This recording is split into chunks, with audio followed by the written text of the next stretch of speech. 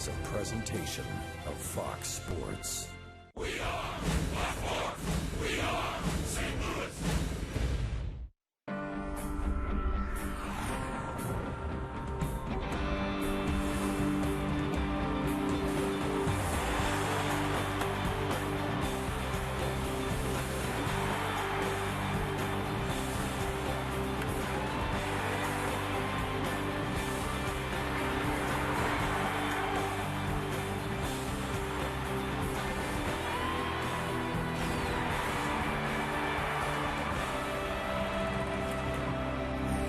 All-star outfielder Ryan Braun is having an outstanding season. His club has won 11 of their last 12, and they come to St. Louis, game one of a three-game series, a Central Division showdown between the Brewers and the Cardinals. A quick look at the standings in the National League Central. The Cardinals 3 games behind Milwaukee. Pittsburgh and Cincinnati have both drifted over the last week. Welcome to the telecast. Rick Horton alongside Al Roboski. And Al, certainly this is going to be an exciting series, but we also may see some emotions here. Well, we sure may, as Tony has really lobbed a few little grenades towards Milwaukee, some accusation against them. I guess the biggest one is don't pitch my big hitters inside. Well, Milwaukee says, hey, we're going to continue to pitch inside because your big hitters are only hitting 188. That makes perfect sense, but let's don't get anybody hurt. Yeah, plenty of good hitters at the ballpark here tonight in the middle of each lineup. We'll take a look at them when we come back on Fox Sports Midwest.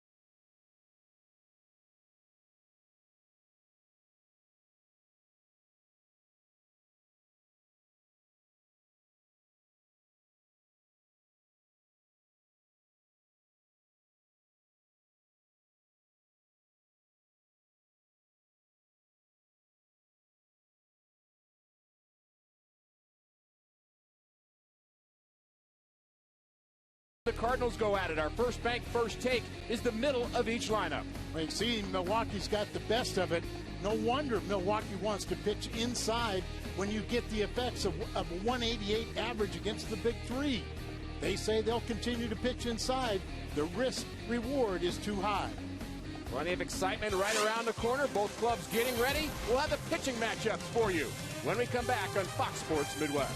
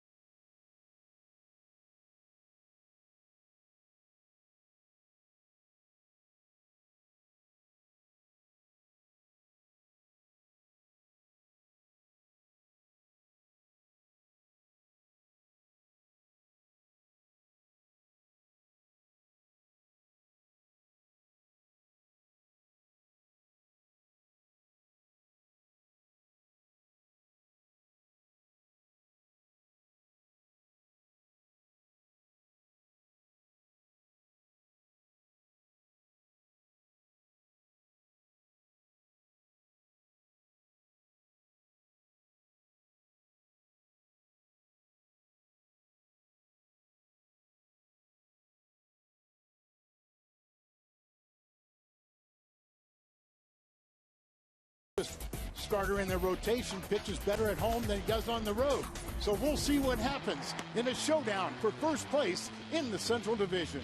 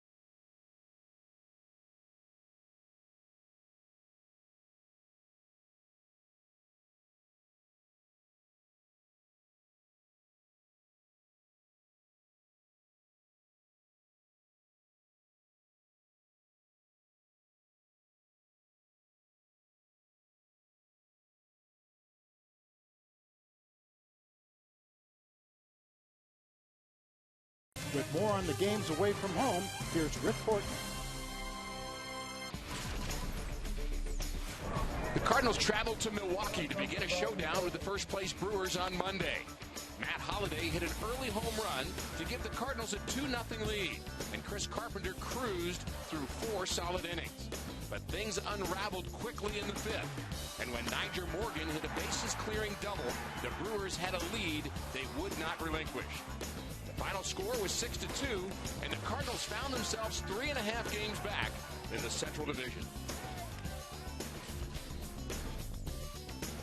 In a game that had more twists and turns than the latest summer blockbuster, the Cards were pushed to the limit by the Brewers. At times, tempers were short. But the Redbirds responded much like they have all season, with guts and determination and a little luck. Lance Berkman's RBI single in the top of the 11th was the game winner. And Octavio Dotel, the sixth pitcher employed by Tony La Russa, picked up his first save as a Cardinal. The Cardinals had a quick turnaround for their Wednesday afternoon game with the Brewers. After the emotional win Tuesday night, the Redbirds appeared to be out of sync and at times downright flat. Casey McGee punished the Cards with his first 3-home-run game of his career, and the Brewers collected a total of 15 hits en route to a 10-5 win. The Cardinals claimed Game 1 of their 4-game series in Miami on Thursday, 7-4. The big stars for St. Louis had some big swings. Albert Pujols, his 25th home run of the year. Matt Holliday collected his 3rd home run in his last 4 games. Kyle Loesch struggled through 3 innings, but the Cardinals bullpen backed him up. 6 different relievers through 6 innings of 1-run baseball. Fernando Salas shut the door. He picked up his 20th save of the season. Friday night in Miami saw the Cardinals continue their dominance of the Marlins. Matt Holliday continued his hot hitting on the road trip by blasting his 4th home run of the week. This is well hit. Opposite field. Track. Wall. Gone. Pure power off the bat of Matt Holliday. We're tied up. It's 1-1. The Cardinals moved over 500 for the trip by taking the 2nd in a row over Florida. They remained 3 games behind the Milwaukee Brewers. Saturday night's game proved the Cardinals could win a game that they may have had no business winning. They squandered numerous scoring chances, but with Chris Carpenter contributing another gutsy performance and the bullpen pitching in, the Redbirds were able to hold off the Marlins 2-1. The win moved the record on the trip to 4-2 and left alive the chance of a sweep against the Marlins in a 4-game series for the first time ever. Sunday's road trip finale was marred by a steady downpour and sloppy playing conditions.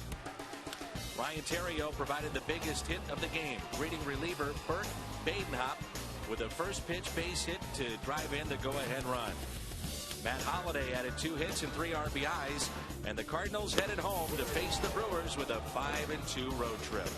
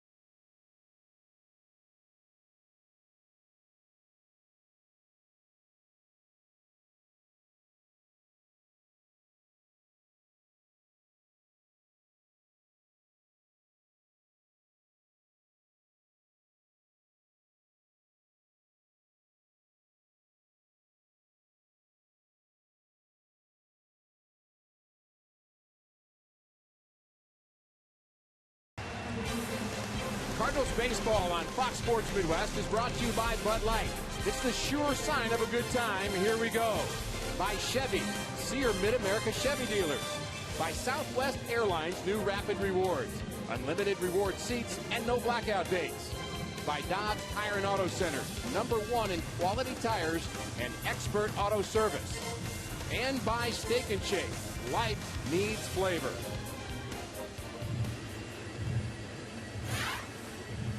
That view from the 360 Club on top of the Hilton across from the ballpark, and we have a electric atmosphere here at Busch Stadium. Game 1 of a 3-game series. Here's the lineup for the Brewers. Hart, Morgan, and Braun in the first inning, followed by Fielder and McGee. 3 home runs against the Cardinals starter last time these two teams faced. Betancourt, Lopez, Lucroy, and Markham for the Brewers. Southwest Airlines starting lineup. And the Cardinals pitcher is Edwin Jackson. Well, he's better at home. He's 1-0, 1.29 ERA in one career start as a member of the Cardinals. And, of course, he wants revenge for last week when he pitched against these Milwaukee Brewers. And he had to take one for the team. 14 hits, 10 runs, and 8 of them were earned, going 7 innings. And he's a little more comfortable, you would think, now. He's been with the ball club, home and road. And I think right now he just wants to pitch well against Milwaukee. There's Ron Renicky, who's doing an outstanding job in his first year with Milwaukee. And Tony La Russa, and a little bit of emotion between those two through the media, at least over the past week, about pitching up and in. Well, we hope that that doesn't rear itself here in this series. Holiday, Patterson, and Berkman are the Cardinal outfielders. Freeze, Furcal, Schumacher, and Pujols on the infield. And Gerald Laird behind the plate. Final game of the 5-game suspension for Yadier Molina. And Edwin Jackson will pitch. There's David Freeze. And Al, it's his first game back after being hit in the helmet in Florida. A tough way to get his last RBI. Bases loaded. He was plunked in the head and suffered a concussion and was cleared, I think, Saturday to play. But Tony wisely kept him out another couple days, and I'm sure David is itching to get back. And Cardinal fans itching for this game to get underway. This really does have almost a playoff atmosphere. And the game's first pitch from Edwin Jackson. Fastball right down central to Corey Hart. Nice crowd here at Busch Stadium. Corey Hart, the leadoff batter now for Milwaukee after the injury to Ricky Weeks, who's on the disabled list. The last 20 games he's been leading off and hitting .309. One of the things Jackson could not do in Milwaukee was keep the ball down, or at least keep it out of the middle of the plate. 1-1 is line foul, but you have to like the stuff of Edwin Jackson. Yes. Part of the reason that teams trade for him year after year. That's right. He came up with the Dodgers in 03. He's been with 6 different organizations, but he's shown an ability to pitch, and for Cardinals' sake, his numbers are a little bit better in the second half.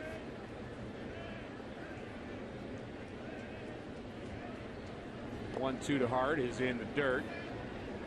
Fastball, breaking ball. You'll see the majority of the time from Jackson. 0-2 lifetime against the Brewers with a 7.07 earned run average, but of course that's skewed with that last outing where he gave up 14 hits in that ball game. Saved the bullpen, however. He's making a concentrated effort getting the ball down, but it's a little too low. Jackson went 7 innings in that game, Al, 14 hits and 10 runs. 8 of the 10 were earned, but like I said, he stayed out there for a shellacking, and McGee had 3 home runs against him. This ball hit hard but foul. The Brewers have been very good offensively of late. They've had 10 or more hits in 9 straight ball games. Since July 26th, they've won 11 of 12. And you have to go back to July 24th to find the next or the last National League club other than the Cardinals to beat them.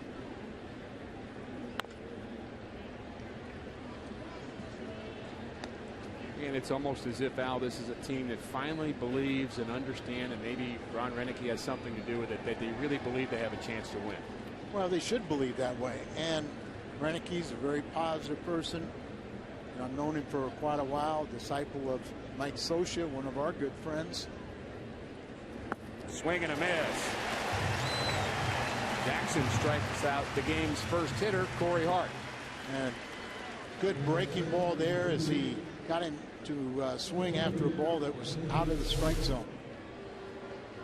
So good battle. He just kept on throwing strikes with a long stride. And he swings at a ball that's out of the strike zone, but it looked good to him coming through. And nice to see that on our Foxmo instant replay. Nyjer Morgan, 368 against the Cardinals this year. And Plaza Tires are pleased to bring us that look with a strikeout of Corey Hart. Morgan 324 overall. Pesky hitter.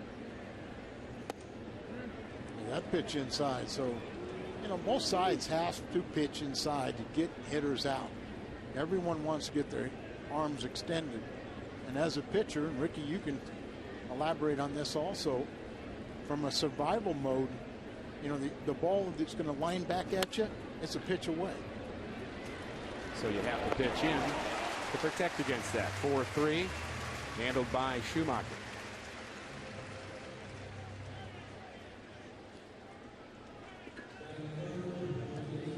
Dave Duncan has to be pleased, Al, with what his pitching staff has done generally over the past couple of weeks. The Cardinals really keeping pace with the Brewers, but the bullpen in particular has been impressive.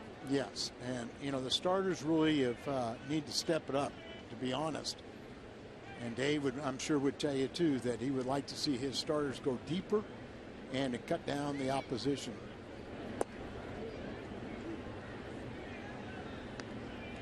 Ryan Braun played in his 4th All-Star game. And those numbers put him up there with really anybody in the National League in terms of MVP consideration. Of course, it's only August 9th, but he's a guy that tends to finish with a flurry. He is 3 for 6 off of Jackson, but for the most part, he really has not hurt Cardinal pitching, talking about Braun.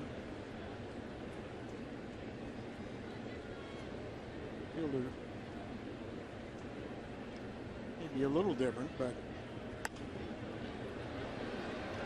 Ball is popped up on the right side. Albert giving chase, and he makes the play. Nice inning for Edwin Jackson. 1-2-3. Cardinals, their first turn at the plate.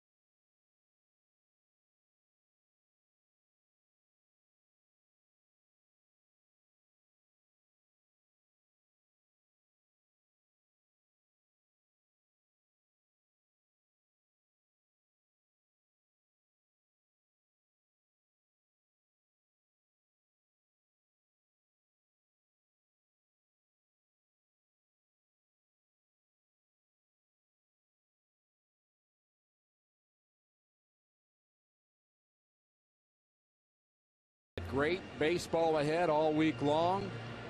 Cardinals and the Brewers Three-game set here. Here's the Southwest Airlines Cardinals batting order. For Call, Patterson, and Pujols, 1, 2, 3. Then Holiday, Berkman, Freeze back in the lineup. Schumacher layered behind the plate, and Edwin Jackson against the right-handed veteran Sean Markham. Well, Sean will not throw that hard, and relies on his changeup. That's his #1 pitch, and the curveball.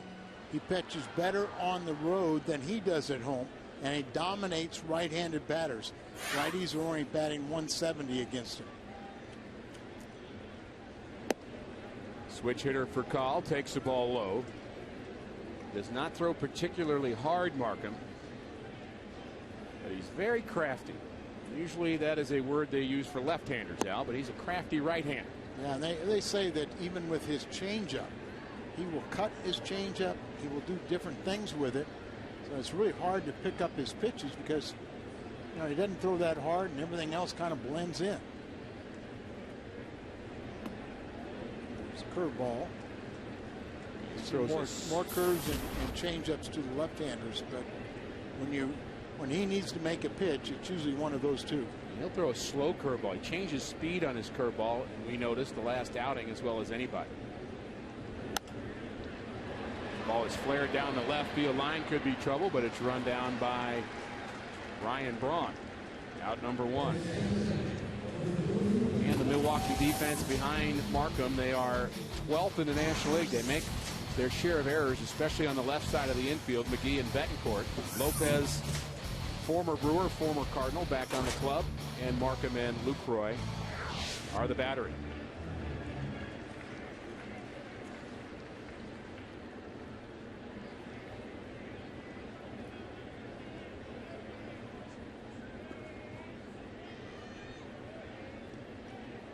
Corey Patterson getting the start in center field. Are you a little surprised by this move today?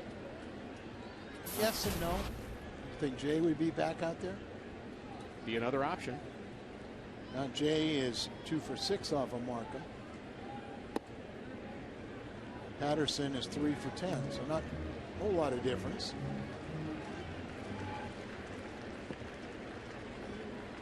John Jay has had a nice season, but he's slumped a bit of late. A couple of hits in Miami. 3-0 to Corey Patterson. Patterson on his 6th major league team. Remember, Jaime Garcia made the start opposing Markham, and he had a 3-run home run in that game.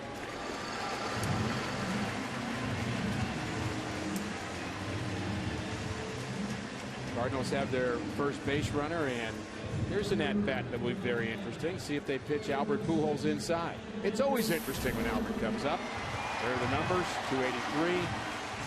Home runs second to only Lance Berkman in the National League. Look at the 147 average against the Brewers. So Ron Renicky and his strategy of his pitchers going up and in has been highly effective against Albert. Tony with his gamesmanship and trying to maybe intimidate a rookie manager. It didn't work, but you know, saying you can't throw inside, you can't, you know, if your guys don't have good command, they can't pinpoint the ball, they shouldn't be throwing up and in to guys like Albert and Holiday. Well, of course, that's how pitchers get people out too. Albert had a very nice road trip with the bat. The first pitch to Albert is inside but low for strike 1. Not high in it, but we'll watch for that. But the catcher looked like he set up outside. And you know, it's not that you throw every pitch there on the inside part of the plate, but you throw enough inside, you know, a hitter's going to be very conscious, and they can't protect both sides of the plate if you pitch effectively.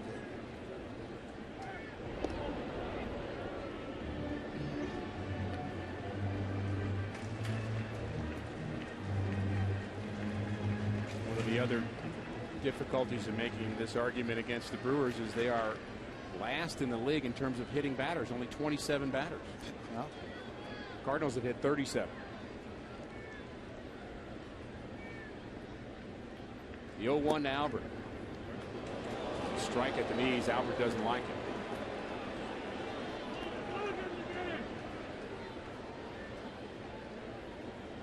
Angel Hernandez, our home plate umpire.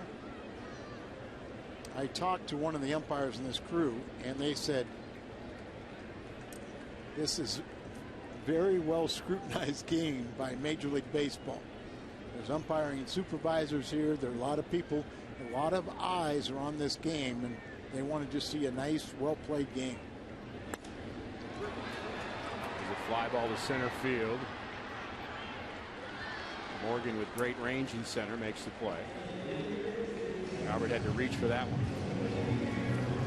Reaching for a ball is a byproduct of thinking you're going to be pitched inside. So you don't dive across, but you reach across, but you can see there's nothing left in the swing. It can't, when you make contact, it can't really carry the ball out. That's a byproduct of somebody thinking they're going to be, or worrying, concentrating about pitching inside.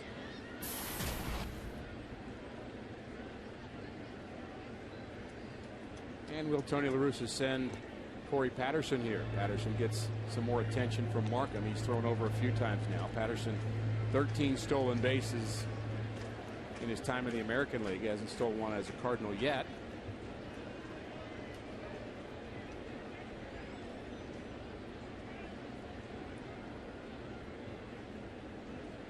Set up in. Grounded foul. Matt Holliday had 4 home runs on the road trip, and one of the things that you have to like if you're a Cardinal fan is the production of Pujols, Holliday, and Berkman, all 3 of them on that last road trip. And if you're going to win this series, or really pretty much any series, you have to get the contribution from those 3. They have to be the driving force, the big boppers. And the other guys are just the table setters. Patterson the runner at first.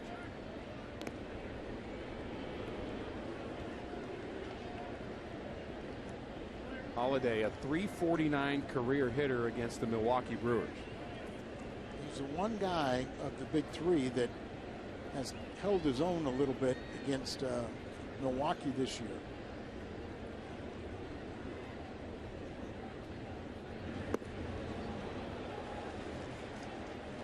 Good breaking ball from Markham. Puts him ahead 0-2. You see him, really just reaching like Albert did. A pitch that's off the plate, and he just, pitcher just getting him to reach, because everyone's concentrating on that pitch inside.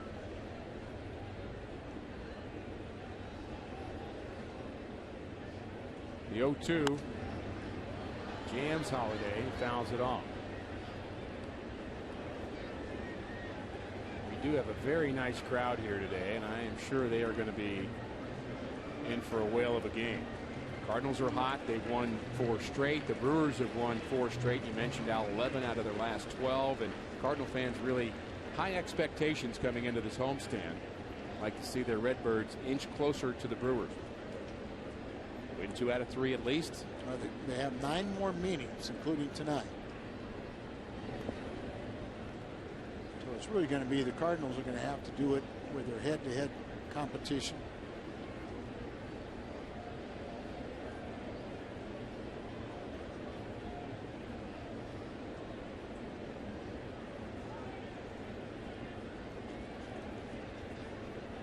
One and 2 to Matt Holliday. The Cardinals have won 4 straight games. They've not won 5 straight games all season long. I find that hard to believe. That's kind of a modest win streak, but they've not won 5 in a row. Cardinals? The Cardinals all season long. I think, what is it, 6 times? Base hit to left. And the Cardinals have had 6 4-game winning streaks. But the last time they had a 5-game winning streak was to close out last season. They won the last 5, and you see another hard hit ground ball that he just muscles through the infield and through the defense. So he continues to hit Milwaukee pitching. Wouldn't it be a great statement if Berkman could deliver here? Cardinals have the game's first shot at a runner in scoring position, and Lance Berkman has been very good in that department this year. Second in the National League. He's hitting .380 with runners in scoring position. There's his numbers. .292. Leads the National League in home runs at 28. Cardinals. Well, Berkman and then Albert lead the National League in home runs. Berkman to 28, Albert 27. First pitch to Berkman is a swing and a miss at an off-speed pitch. That's just 79 miles an hour. That's the thing he can do. He really change speeds on that curveball. And said he had a contest with some of the other members of the rotation to see who could throw the slowest curveball.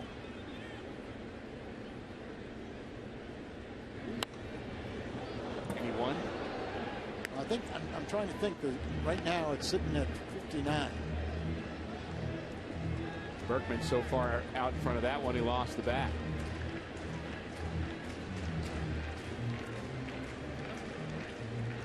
And he wants a new one.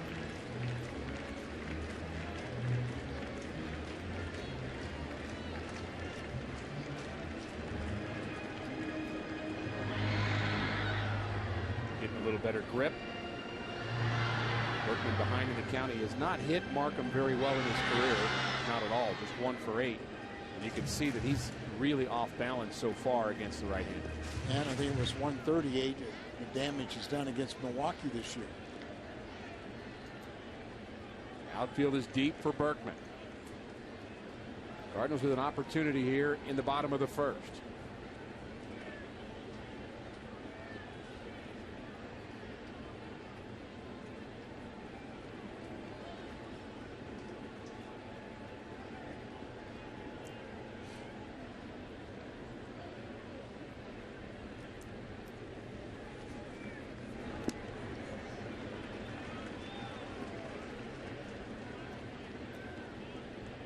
You know a pitcher has confidence in his changeup when he throws it 0-2. He could throw it any pitch.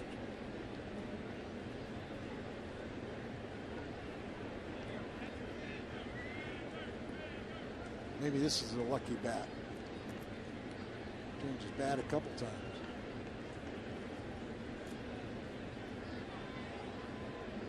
And we'll see if there's any hits in this one. Berkman behind in the count, 1-2.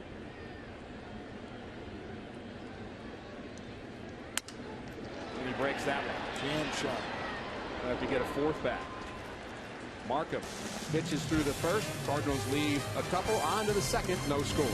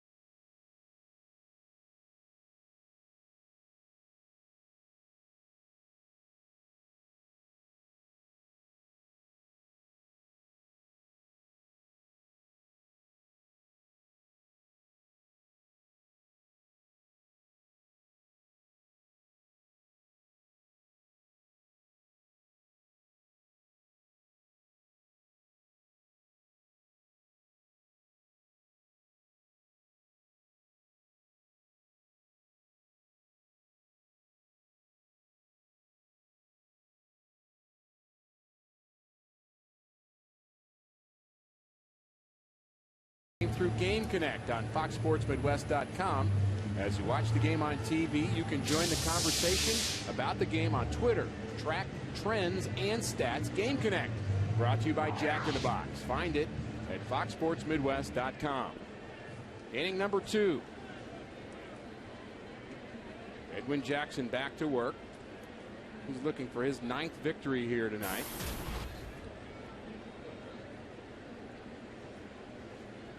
And you mentioned Dave Duncan looking for that as well. Like to have a good start, get the rotation moving positively.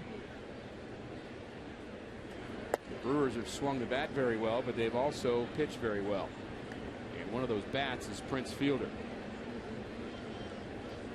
Prince, 269, couple home runs. He really hasn't done a lot of damage either. You know he can, though. Yes. And like most major league hitters, a lot better when the count's 2-0. Just makes them that much better.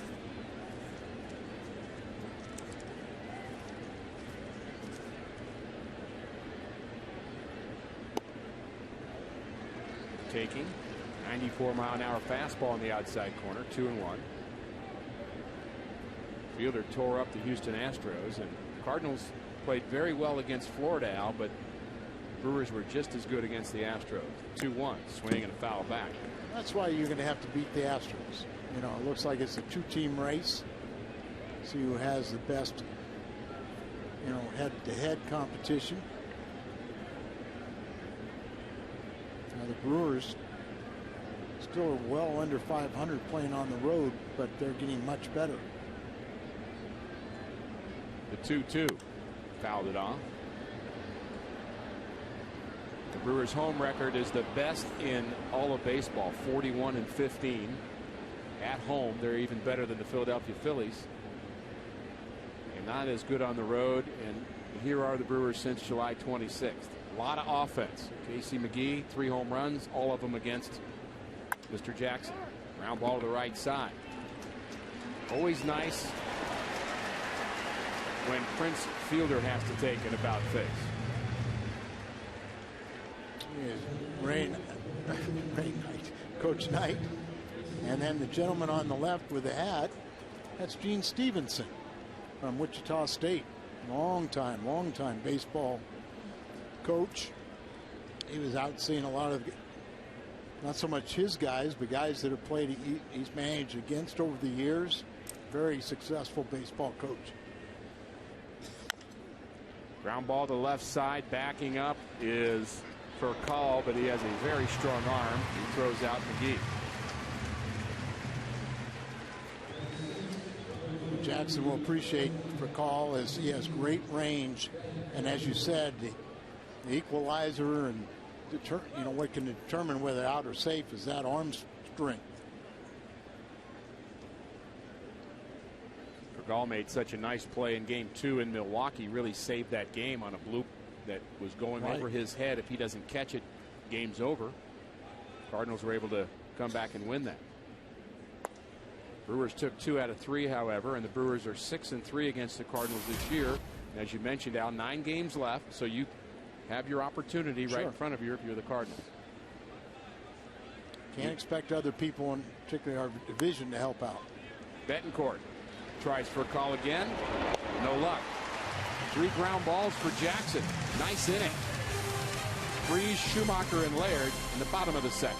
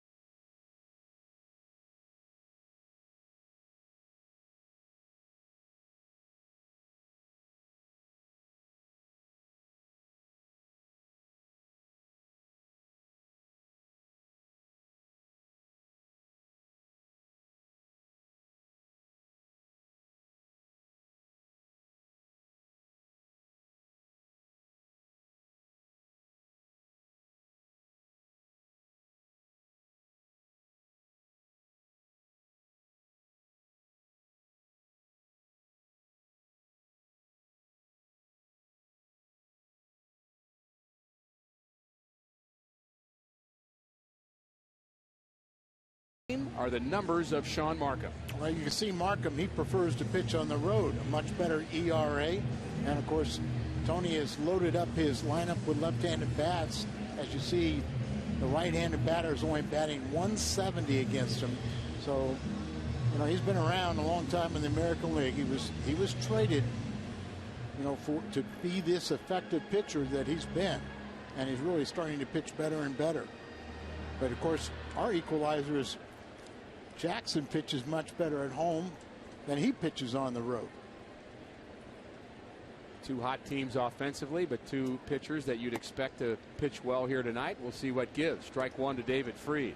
Nice to have him back in the lineup. Yeah, and I was just going to say, now, I mean, the numbers say you should have a left-handed hitting third baseman tonight, but since he's been out, you got to get him back into that lineup, and you got to get him swinging the bat. And he was hot before he got hurt or got hit in the helmet for the concussion.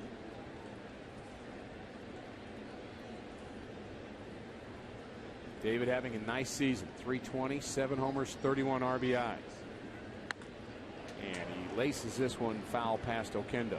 He's homered 4 times in the last 14 games, and he's hitting 300 on the road trip.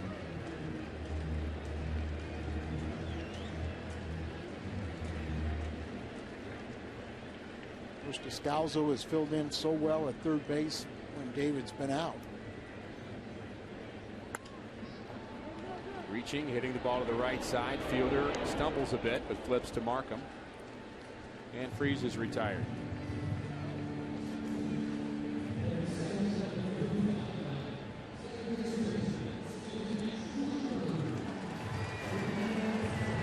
Skip Schumacher has seen his numbers increase as the season has worn on.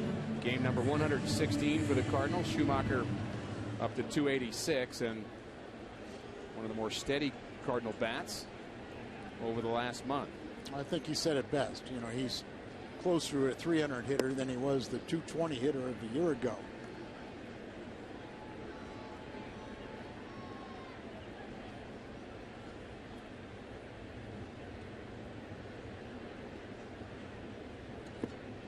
One misses. Skip has all the gyrations at the plate. You almost think he's an antsy hitter, but I think he has a pretty good idea of the strike zone, and I would not call him an antsy hitter from a pitcher's point of view.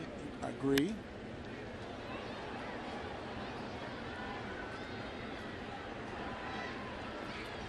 Long fly ball is out, number 2. The Cardinals' new ticket pricing system. There are great deals for games throughout the 2011 season. This week's dynamic deal is pavilion level tickets for just $15 for both Friday and Saturday night's games versus the Rockies. Don't miss a weekend full of great giveaways with tickets at this low dynamic price. Get yours now at Cardinals.com. Well, there's some great tickets available all weekend long. And the Cardinals players and management and all of us now would want to encourage folks to come out to the Rockies series, give the Cardinals a boost, maybe a very pivotal homestand for them, and remind folks that the Saturday night game is now at 6:15. The Sunday game is 7:09 start. And so if you're thinking about coming out to a Cardinal game in the near future, why not this weekend? Colorado Rockies and the Cardinals play Friday, Saturday, and Sunday. Good matchups. Good, you know, always loved looking at their shortstop, watching their shortstop play. Tulowitzki. One of the best players in the game, isn't he? Absolutely. 3-1 to Gerald Laird. Todd Helton, future Hall of Famer.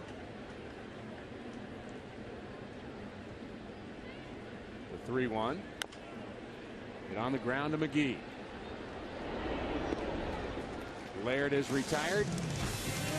Nice crowd at Busch. No score.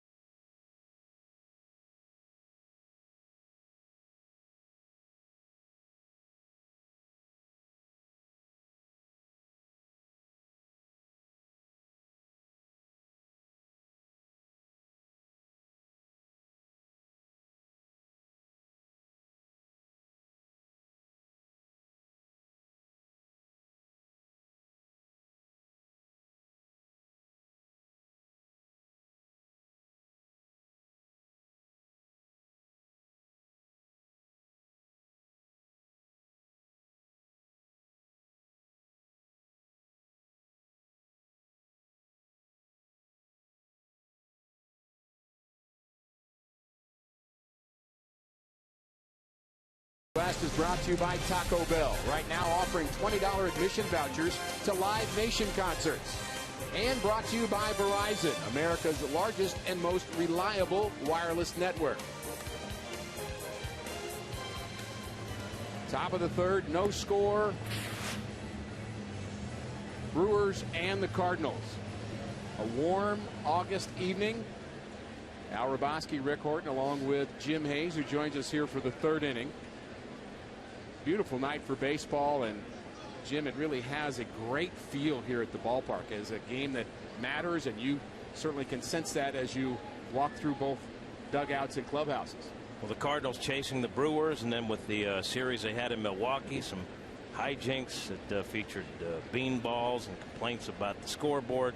It's a bad blood. So I asked both sides if that carries over, and you got the sense talking to both sides that there's too much at stake to get caught up in that. Casey McGee said we can't get distracted no matter what they do. We have to focus on winning ball games. And talking to some of the Cardinal players, they felt like that's in the past because they have to focus on winning games to catch Milwaukee. As Matt Holliday put it, no one else seems to beat Milwaukee. We're going to have to do it ourselves. 2-0 to Felipe Lopez, and all that makes sense to you, Al? Well, Ricky, I talked to, as I said, one of the umpires, and he told me that, he said he felt like this was a bigger atmosphere than some of the playoff games he's umpired in. And with all the things that have been created by the media and what has been said and how everyone's tried to exploit that and really try to make this a volatile situation, he said Major League Baseball is right on top of it. He said there are a lot of people and a lot of eyes are on this game, and they are going to would be severe consequences if something happens. So these players know, one, you can't get somebody hurt, and either side so easily could be eliminated from playoff just from something silly thing happening. So really nice way that right now they're playing just baseball. Jackson delivers a strike to Lopez, 3-2, and he bounces out to Skip Schumacher. He's been busy, 3 ground balls already, and so far so good for Edwin Jackson. He had that rough start against Milwaukee. You guys talked about it. 10 runs, 8 earned, took one for the team as Tony wanted to conserve his bullpen. And I said, do you change your approach facing the Brewers? And he said, no, what I have to do is actually execute my pitches. Right. He felt like if he throws the ball better, meaning not really down the middle of the plate, he'll have better results. And he said in the American League he had to do that with the Yankees and Red Sox, where he had to face them and then face them again in a short turnaround in his next start. So he knows what he has to do. Yeah, absolutely. Dave Duncan gives you a really good formula for how to get hitters out, but you have to execute it, and you have to get the ball down. And so far he's really kept the ball down, and he's got good results.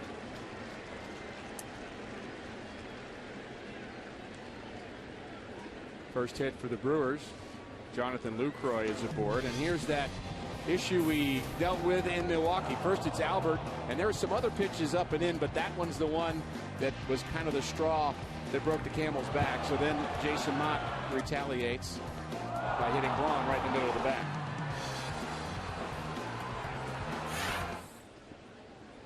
And I really appreciate, and mentioned it that night, that I thought that Prince Fielder did more to calm that situation than anybody on the field. Yes, he did. And Braun could have made it worse too. of course, yeah, I mean, he was pretty calm, and he was voicing, telling the umpire, that's on purpose. He's not going to say thank you. I mean, of course he's going to be a little upset about it, but Prince Fielder was actually pushing guys back into the dugout and telling them, no, we're not doing Ricky, this. think about this too, though. Who you going to go after? Who you going to hurt? It's either going to be Braun or Fielder. So part of that self-defense. And I thought he was doing something out of the goodness of his heart, Al. I think he was. When these guys, Al, talk about getting caught up in something other than trying to win the game, that's something they have to avoid. You see that too, right? Oh, absolutely. I mean, the most important thing is what they're trying to win is to go to postseason and then go beyond. So to let something get carried away, something that you can really dispel But if one club too could end up getting somebody severely hurt or a long suspension, it's just not worth it to go play baseball. And I don't know if this is going to be the exception to the rule, but I've kind of noticed when we're expecting a lot of fireworks, we usually don't see them. And that's good, because we've got a full house. So whatever got them here, they're going to enjoy a good baseball series. So it kind of works in a contrary way. Everyone's building this up. Does the media play a part? Probably. But then it usually doesn't happen the way it's laid out. Well, I can speak because I'm not a part of the media, but you guys do overhype Thank it. you. Thank you. I'm not going to mediate that. How many times have we said biggest series of the season? That's right. Once a week. And we know this is a fun series. When even the players start talking about this as an opportunity, and Matt Holliday, as you mentioned, said to you that, this is our chance to beat the team we have to beat. If nobody else is going to do it, we have to do it. And that kind of gives you a little bit of a sense of, not urgency, but of import at least. And, well, really, to be honest, you should never expect help from other people. You learn that you get frustrated when you do that you've got to do it yourself. And to be honest, if you can't beat the teams ahead of you, you shouldn't be the winner. You should be watching TV in October instead of being on it. That's not much fun, by the way. Much more fun to be playing in October. If you're a professional baseball player watching it on TV, I can imagine. Nice bunt by Markham. Albert thinks about second, but then fires to Skip Schumacher and gets Sean Markham. If you have a question for us during the telecast, go to carsoup.com/Cardinals. Send us your email the booth questions, and we'd be glad to look them over. We'll take the best one, and Al will have the perfect answer for it. When we were in Milwaukee, I asked Nigel Morgan if he cared to comment on some of the stuff that was going on outside of the game. And he said T. Plush pleads the fifth, so I saw him in the dugout, and I revisited the question saying, does T. Plush have anything to say now? And he said, T. Plush pleads the fifth again. Why don't you explain who T. Plush is? So he remembered that. That's the alter ego of Nigel Morgan. I knew. He tweets a lot. Does he have to remember all these different personalities he has? That would be exhausting, wouldn't it? That's Someone was the telling only me. one. No, someone told me he has a couple of personas that he breaks out for the post-game interview. He better swing the bat. Corey Hart. Brewers with the runner in scoring position. No score in the top of the third. Good breaking pitch from Jackson, and he looks a little sharper today, Al. Great cutter. Well, I think it's just obvious right now. He's keeping everything down, and and there's sharpness to his pitches. There you see the good slider, the cutter, but it's down. It's perfect location down and away. Where in Milwaukee, everything was up out over the middle of the plate. There's the ball up and in. That's pitching. Down and away, up and in. But this is what we're talking about. This is what Milwaukee's trying to do, is to pitch like they're maybe a little bit more inside, but they're not trying to hurt anybody. But it's just like today, nobody pitches inside effectively, and so nobody's really expecting inside pitches, and that's where they get hurt. They don't know how to get out of the way of them. Great block. And we've seen that players have started almost to develop this sense of just so much comfort that they almost walk into pitches. Sure. Dive across the plate, think it's theirs. Where 40 years ago, you would sit there and the pitcher would say, okay. Bob would say, okay, you got one side of the plate, I got one side of the plate. You pick yours and I'll pick mine. But, Bob pitched inside extremely effectively. He intimidated so many hitters. But that was in an era where pitchers were allowed to intimidate hitters. Today, hitters intimidate pitchers because they've taken away the inside pitch. They try to take, you can't pitch inside, you can't knock anybody down, you can't do these kind of things. That was all expected. Hitters went up there knowing they were going to get knocked down. They were going to get hit. Jim, are you feeling our bias up here? Yeah. The pitcher's point of view. Absolutely. The 2-2. And if you pick up a bat, we're going to drill you. Who of the guys that are pitching today do you think do the best job of trying to take control of that inside portion of the plate? Well, I mean, it's the guys that win are the guys that pitch on both sides of the plate. But I mean, nobody really establishes in, and it's not so much the pitcher's fault. It's the umpire and what Major League Baseball is taking it away from them. I like Roy Oswalt. Yeah, Oswalt. You know he's not afraid to. No, he'll come in. The 2-2 from Jackson. Corey Hart at the plate. This ball hit hard to center field. Back goes Patterson, and he is going to run out of room. A long home run for Corey Hart, and it's 2-0 Brewers. Watch where this location is. You haven't seen this location all night.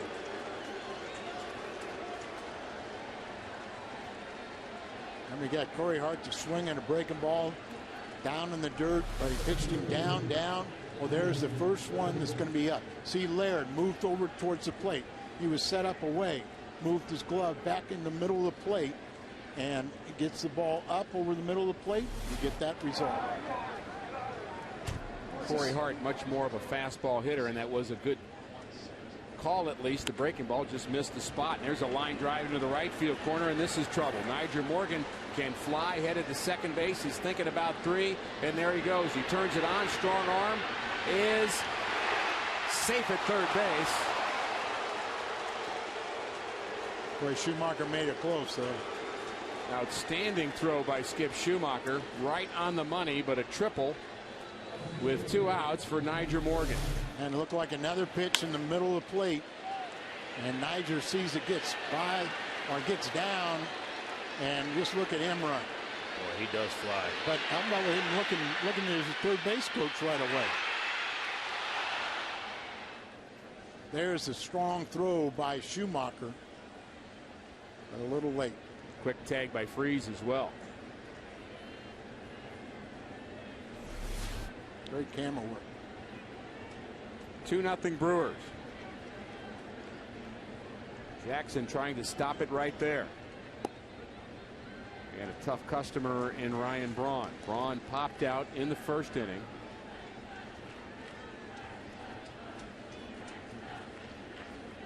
Second in the National League in batting by just percentage points. A little bit behind Jose Reyes, who's been slumping, and now he's injured a bit. Injured the hamstring again.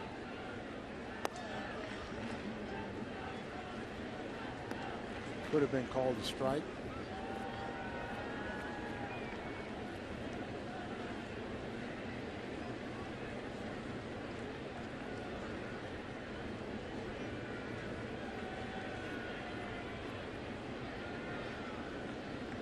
Very potent Brewers lineup.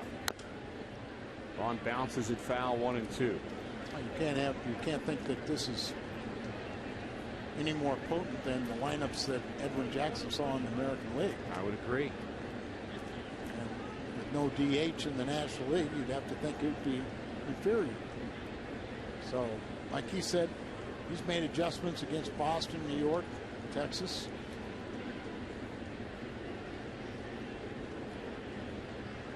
The 1-2 to Braun. Jams him. Freeze to Pujols. And Braun out by a step. The Brewers pick up 2 here in the third inning thanks to Corey Hart. Home run number 17 for him, 416 feet. 2-0 Brewers.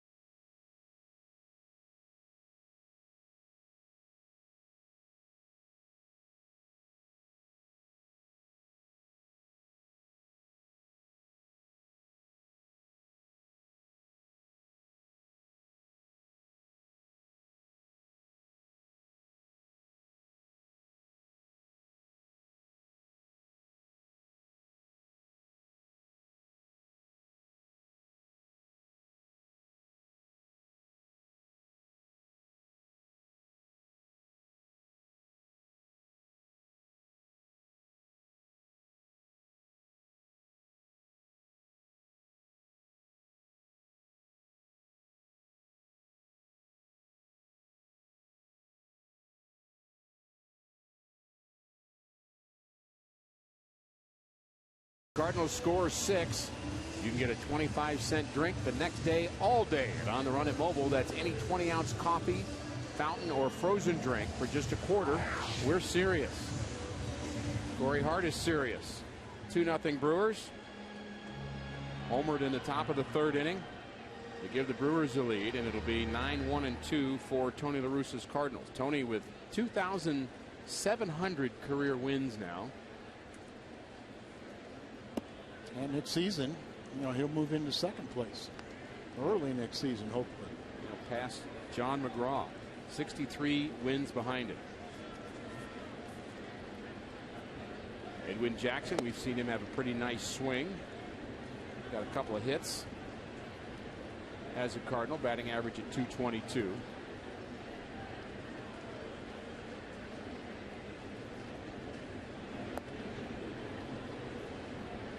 Swing and a miss at a breaking ball, and we're going to have a nice feature during our telecast tomorrow on all the Cardinals starting pitchers and their hitting prowess. And you're not going to want to miss that. Very competitive guys. I get the feeling, though, that some feel they might be just a little bit better than they are. I think all of them. I get that sense. But they are competitive with each other. Nothing wrong with that. No, it's good.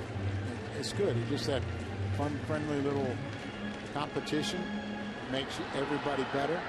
Jaime hit a 3-run home run against Markham last game where he got a no decision. There's a little bloop in the left center field. This is going to be a base hit. Hopefully that'll be the start. Off the end of the bat, but a base hit for Edwin Jackson. The Cardinals, Fox Sports, and the state of Missouri are teaming up to help you stop smoking. For more information, call the Quit line at 1-800-QUIT-NOW. Rafael Furcal, 2000 Rookie of the Year with the Atlanta Braves, switch hitter, batting from the left side. And Jim, I want to ask you about another player that we haven't talked about in a couple of days here, and that's Alan Craig. Alan Craig is back with the big club. He's here with the Cardinals in St. Louis, coming off his rehab assignment. He's got that knee injury that is apparently behind him. The Cardinals expect to activate him tomorrow. Not active tonight, but he told me the knee feels a lot better. There was a problem getting the quad strengthened and then getting his timing back, and he feels like he's right where he needs to be. There's Alan Craig at the end. Now doing baseball activities, kind of going through all the drills and convincing the coaching staff. And one of the reasons we can't be activated yet, because one of our very important people in the PR department is missing right now. So our best wishes to a very, very speedy recovery from Melanie Yacht. I would agree with that. We miss her, and she'll be back soon, but we're thinking about it. Absolutely. Alan Craig has had a lot of at-bats in the minor leagues. Took a little time to get the timing together, but had really picked up the pace toward the tail end of that rehab assignment. And he was such a vital part. You almost forget when the Cardinals were dealing with injuries in the middle of the lineup, he really stepped right in and picked up the slack. And I said, do you look at those numbers and think I got to jump right back into where I left off? And he said, can't do that. He's got to just focus on doing the things he needs to do, and the numbers will take care of themselves. 2-1 pitch. There's another bloop towards shortstop, but Betancourt backs onto the grass to make that play to retire for a call, out number 1. You know, aside from the offense, but what a stabilizing kind of influence for Calliset defensively at shortstop. Not to diminish what the other guys are doing, but I mean, I think it's really made a difference. Been outstanding at shortstop, and there's another look at the different parts that the Cardinals have had that have kind of made up the whole. And a gentleman stopped me today and he said this has been as fun a year from his point of view watching Cardinal baseball in a long time because of the way people have filled in and contributed. He has this kind of this sense that it's just been kind of magical. You think about the job that Sanchez did, Eduardo Sanchez, before he got hurt. And you mentioned Alan Craig and his contribution. Descalzo, John Jay. It's just been fun to watch. Tony Cruz was in there. Started the last couple games in Miami. There he is. Now the middle of the lineup is healthy. Seemingly the bullpen has been stabilized. And now the Cardinals are looking to continue their run. 4-game winning streak, trying to build on that. Yeah, the bullpen will be tested in this series, but in order for them to be effective, Tony needs, well-pitched games from the starters.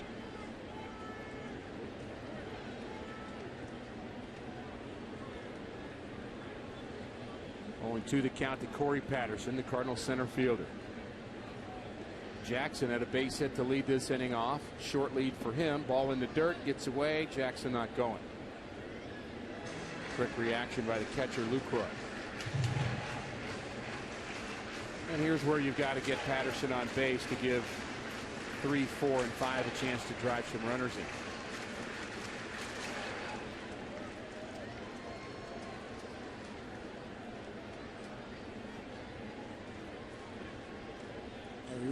You really are talking about, and for this to develop into a big inning, the key at bat is going to be Corey, and then it'll be the next hitter. But he's got to put Jackson in scoring position or drive him in or something. But he's got to reach base, bring up Albert with still 1 out.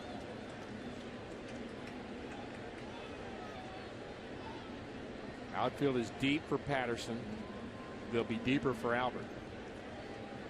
1-2. Markham. Ball hit on the ground to the right side. Fielder's going to get the lead runner, and they won't have time to double up Patterson. Out number 2, fielder's choice.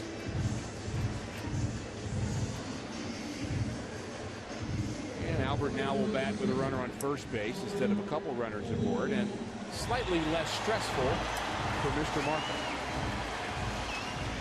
I think there's always a stress factor when you're facing this gentleman. But it's eased a little bit when you have a 170 batting average against right-handed batters. He's probably faced some pretty good right-handed hitters in that 170 batting average to get the confidence level up. And remember, he spent a lot of years in the American League, pitching in the East, pitching for Toronto. He's seen a lot of good hitters, but Albert's the best. Big gap in right center for Albert, and he has been driving the ball to right center of late. Swing and a miss as he tried to pull that breaking ball. And the big 3 all hit very well on the road trip. You see the defense and the gap out in right center. The right side of the infield too. You can shoot a lot of balls through there. Second baseman almost set up behind the umpire. Knowing Lopez, he might be doing that on purpose. Albert wondering whether maybe he was quick pitch there. Got ready to step out. He thought Markham was going to step off. At least Albert's smiling about it. Part of that was Tony accusing LaTroy Hawkins of quick pitching. It was one of his complaints last week.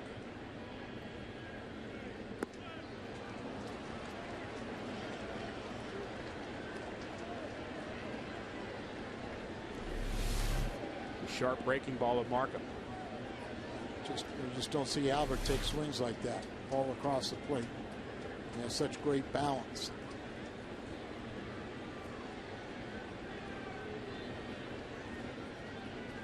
Albert trying to lock in on the delivery of Sean Markham. It's almost, he's so concentrated, so much going inside. They may do it here. That's a good pitcher's pitch. It's a pitch that you want to throw there for effect, because I can either repeat it back inside or I can get you out of way. But Tony can't be upset with that pitch right there, because even by his own definition, that was around waist high.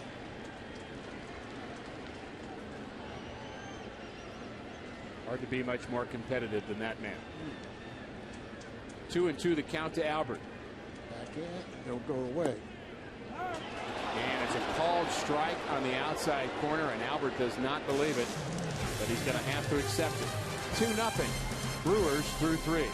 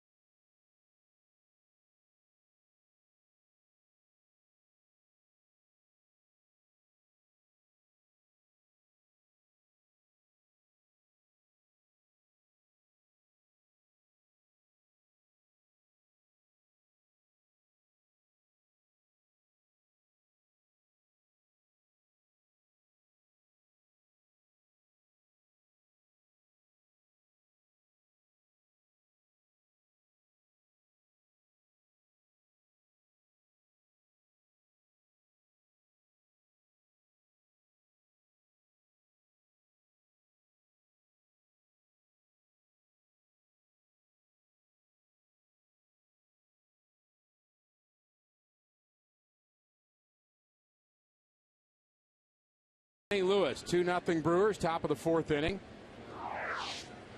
And before the game, Albert Pujols and his Pujols Family Foundation, both Albert and his wife Dee Dee, were able to accept a check from his golf tournament yesterday. All their event sponsors were here at the ballpark, and they do such great work with the Down syndrome community and people in Dominican Republic. And you see the check over $400,000. $400,000, and you and I go to his Christmas party, our big event, and it's amazing when you see the video and where that money goes and how dedicated he is to the Down syndrome and then to the impoverished in his native land, the Dominican Republic. He doesn't go to, I mean, there's poverty in Santo Domingo, the capital, but I mean, he goes out in the villages, way out in the bushes where they really don't know who he is, but they've learned to know who he is, and he gives so much back. But there's a lot of great people that have helped out. The sponsors, oh yeah, become one of his big sponsors. Ground ball to the left side. David Freese fires to Albert. 2 quick outs for Jackson here in the 4th inning, and has retired a couple of guys that are tough to retire. Prince Fielder is now 0 for 2, and Casey McGee had 3 home runs against Jackson in Milwaukee. Yeah, big difference. Big, and really in this game, he's just made a couple mistakes, and that's just, you know, good hitters will make you pay. We got to get our good hitters starting to hit Markham. You don't want to make that pitch location too often. Unieski Betancourt has hit .388 since the All-Star break. And he is riding a 10-game hitting streak. Been a bit up and down defensively on the left side of the infield. He has 13 errors. McGee, the third baseman, with 15. Defense still matters, Al. Oh, it sure does. Quickest way to help your pitching staff is to have a good defense, and I think that's one of the reasons why the Cardinals went out and acquired Foucault to help the Cardinal defense.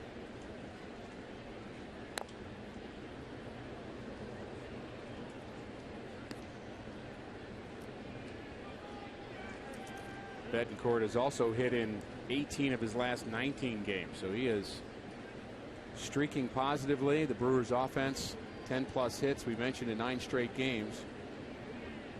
Winners of 11 of their last 12 games. Hard hit ground ball. Schumacher boots it.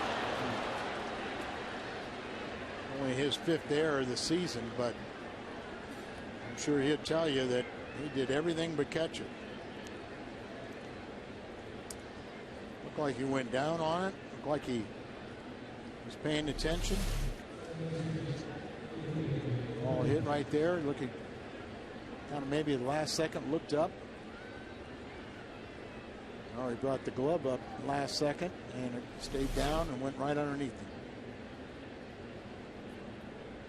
So a new life for the Brewers here in the top of the 4th inning against Jackson, who checks on Betancourt. Betancourt with 4 stolen bases. Felipe Lopez has hit Jackson very well in his career. 6 for 13, now 6 for 14 with a bounce out in the 3rd.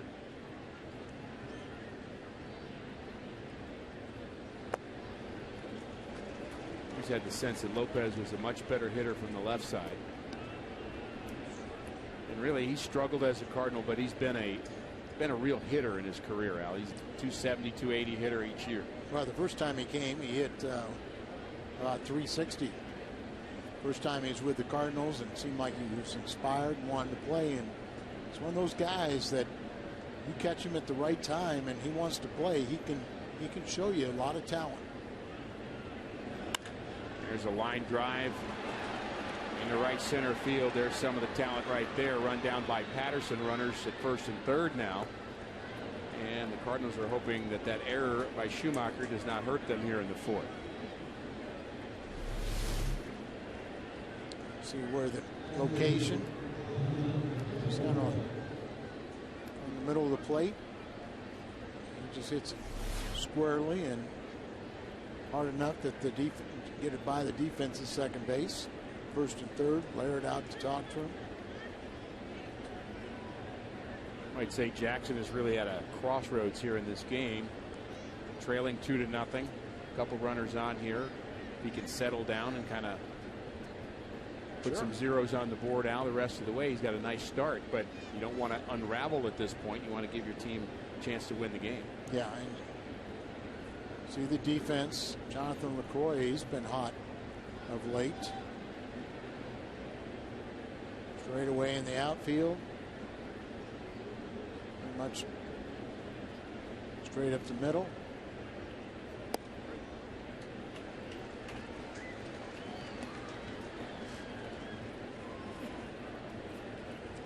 High strike on a breaking ball to Lucroy, who singled and scored in the 3rd inning. He scored on the Corey Hart home run. That's the difference in the game. 2-0 Brewers. Verbal sign from Garth Orge to the runner Felipe Lopez.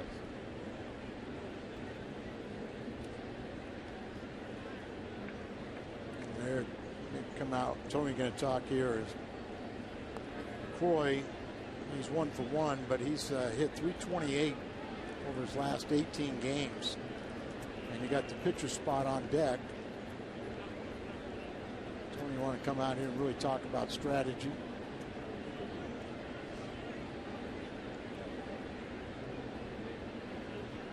Markham, a very good athlete. We talked about him being a college shortstop. He's the hitter on deck. Yeah, so you can't just take LaCroix lightly and just think that you can waltz through the pitcher. Shouldn't think that way against anybody. And interesting that that message being delivered by Tony La Russa, not Dave Duncan.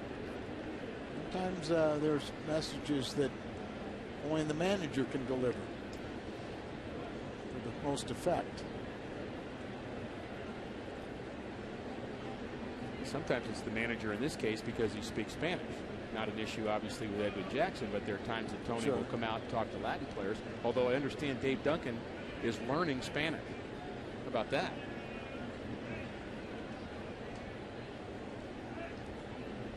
He knows a lot, but he's learning more.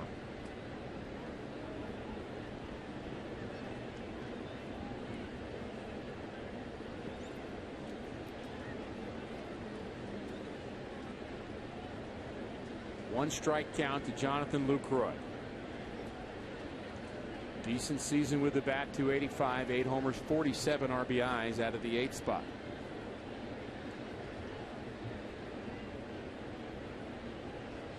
The 0-1. Good fastball, but it missed low.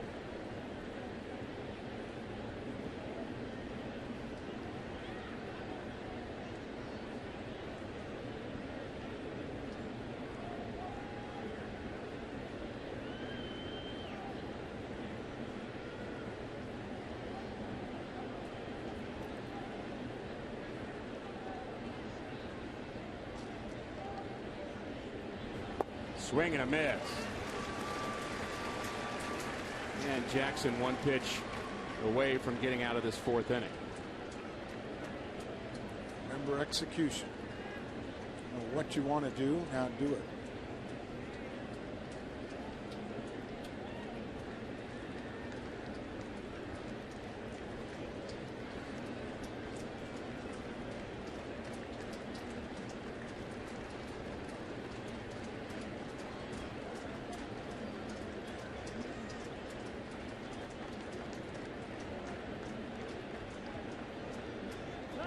Here's the 3rd to 1st move. I'm sure that's worked once or twice in the last 30 years. I'm sure.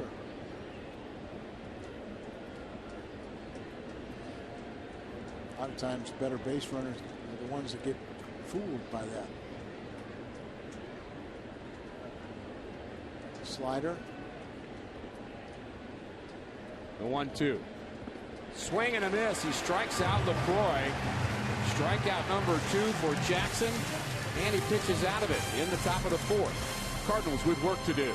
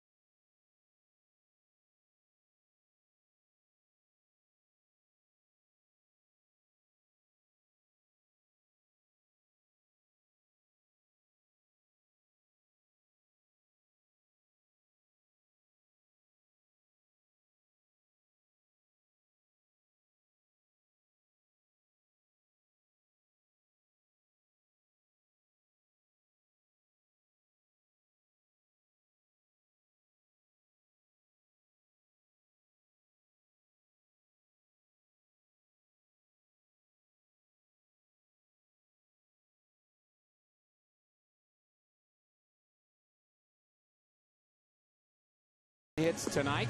You're invited into Krispy Kreme tomorrow to receive a dozen of their original glazed donuts for only $2.99. Stop by one of the 4 St. Louis area Krispy Kremes for this sensational deal. Turned into a very pleasant evening here at Busch Stadium in downtown St. Louis. Game 1 of an important homestand for the Cardinals. Brewers and then the Rockies over the weekend. The Cardinals have to get going if they're going to get those 9 hits for the Krispy Kreme deal. Just 2, and they haven't scored a run yet. Bottom of the 4th inning, Holiday, Berkman, and Freese. And I'm sure somebody, Al, when the Brewers scored in the 3rd inning, said in that dugout, we're going to have to score to win anyway. Absolutely. Somebody said that. The you know old, they did. standard line that we've always heard. That's okay. Got to score anyway. Just have to score 3 now.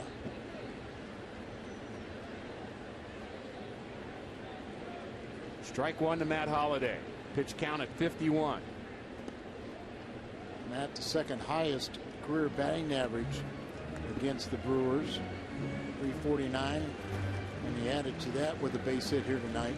The Cardinals only have 2 hits. The hit by Holliday and the hit by Edward Jackson, the pitcher. Here's a curveball. Watch out. Ooh, look at that. He's throwing at his head. That's how silly things could get. You know, obviously it's a breaking ball and it just slips and gets away and does go right over his head, but it's not the kind of beanball war you're thinking. The 2-1 pitch from Markham. Hit on the ground with a lot of spin on it to Prince Fielder. He takes it himself. And Markham has been true to form, pitching very well on the road. You mentioned, Al, his numbers just incredible on the road, much better than at home. And that batting average against right-handed batters also very good. Matt Holliday has a hit.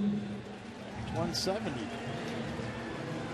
And Jackson a right-handed batter, so that's about par for the course against Markham.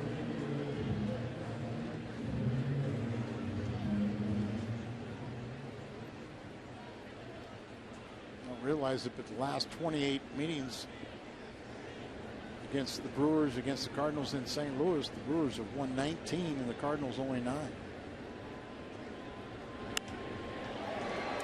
Fly ball to right field. Medium depth. Corey Hart makes the play.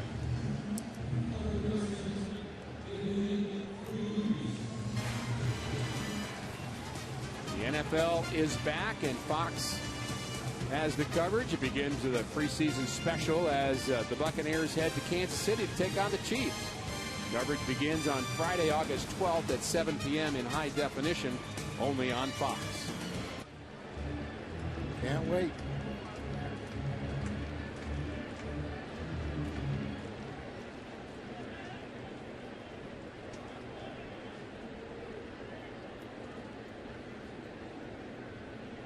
And I can't wait for October baseball.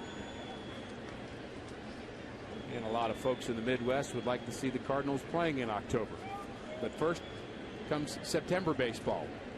Some very important pennant races will be heating up here soon, and that's really just as much fun in some ways as October is, Al, when you've got 6 to 8 teams in both leagues, really with a chance as you get into September. A lot of meaningful games. A few weeks ago, 2 weeks ago, we thought it was going to be a four-team race. Now it appears it's 2, but there's still a lot of time left. You have to take advantage of the head-to-head matchups.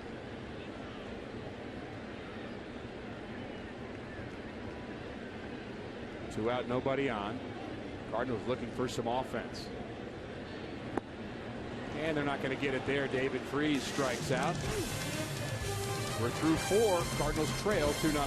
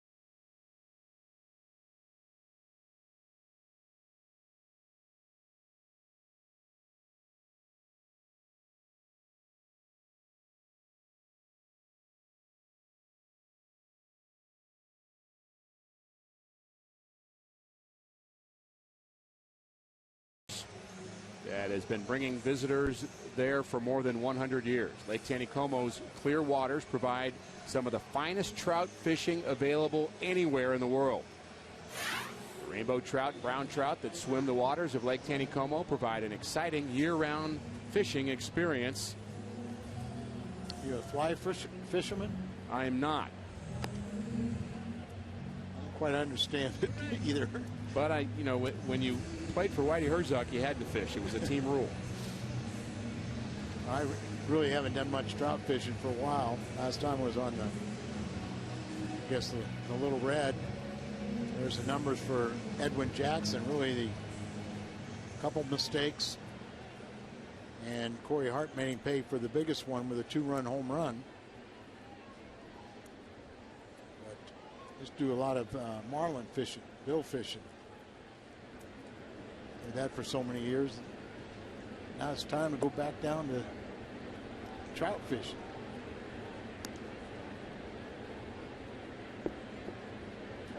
And speaking of the Marlins, Cardinals were outstanding in Miami, weren't they? They sure were.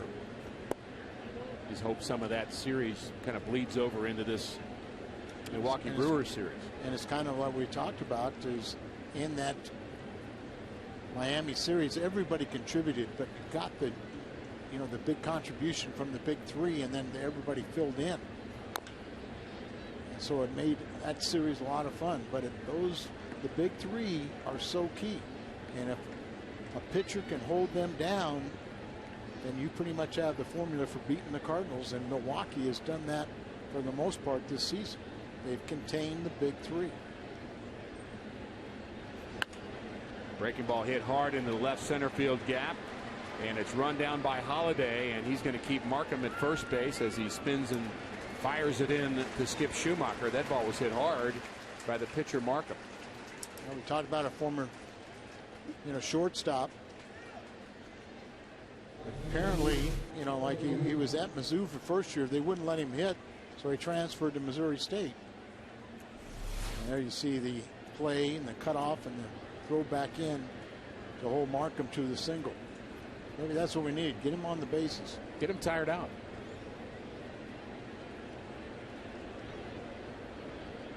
Another ball that got up.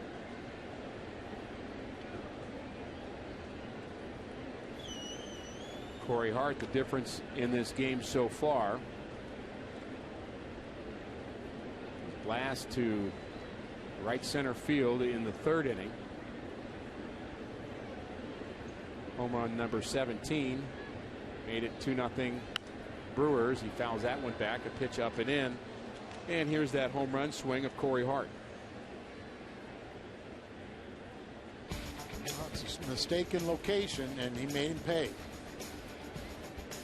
17th home run, 2 RBIs, giving him 41.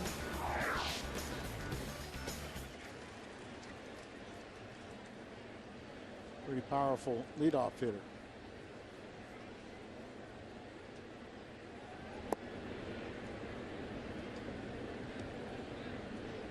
I think of powerful leadoff hitters. The name that jumps into my head is Ricky Henderson.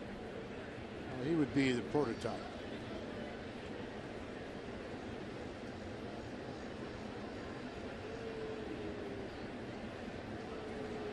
You have to say the best leadoff hitter ever. Well, hard pressed to think of a better one. History will say that. I mean, Lou Brock is, and how much I absolutely love Lou, and he was a great teammate and friend, and and he had 938 stolen bases. Henderson is. It's I don't know what it is, but it's almost twice that. I may be way crazy, but he played a long time too. Yeah. The 2-1 fouled off like a pretty good swing, and it catches Gerald Laird, and that's the last thing the Cardinals need is another injury. Looks like he's going to be okay. Just maybe have gotten the wind knocked out of him. It actually looks like he took it off a foot now as he's limping around home plate. A lot of times, you might get it on that knee, and sometimes even with those those pads, you get a little separation, and maybe it goes on the thigh, drops down, and so he gets the right thigh. I tell you, that is such a tough job being a catcher. I mean, I understand there are other sports that, you know, it's pretty tough to play defensive lineman and middle linebacker and playing the NBA and being a hockey player. I get that. And you look at what a catcher does day in and day in and day out for 6 months, Al, and pretty impressive. Well, you're absolutely right. I mean, the beating that they take, and you know, the extra responsibilities of what they have to do, you know, for handling a pitching staff, and then think about their hitting. Very special.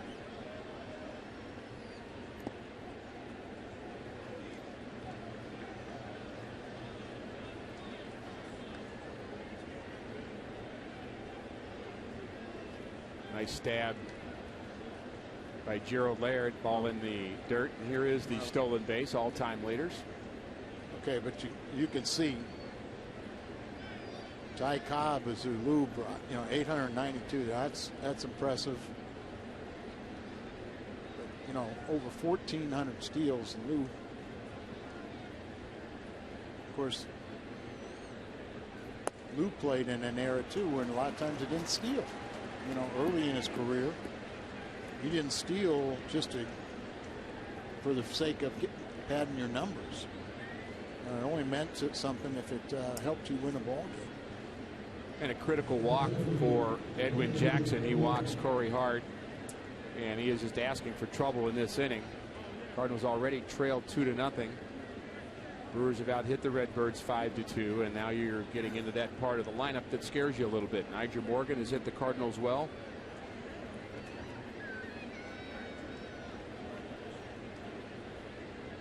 He's talking to himself right now. You might scare Nyjer, but not T. Plush. Remember, he's a good pickup that Milwaukee made. He can get underneath your skin and everything, but he's talented. Cardinals are expecting a bunt. And this bunt just goes foul.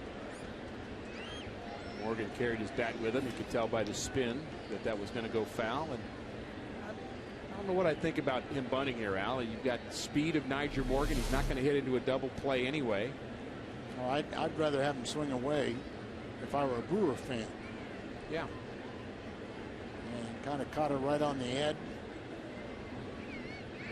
You see a hook foul. Especially now he's got all the infield playing in for the bunt. Swing away. But you have to hit down on the ground.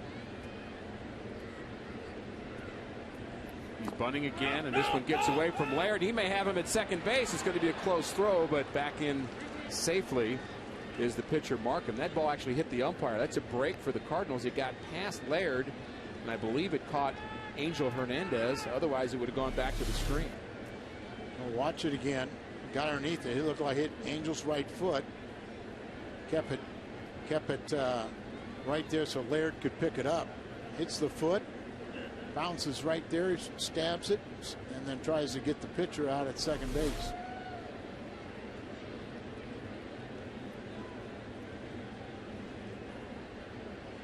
One and one to Morgan. He bunts again, and this is going to be handled by Laird. He better hurry, and he does, and it's a wide throw. And there's a good reason to bunt. If you're Nyjer Morgan, you might beat it out.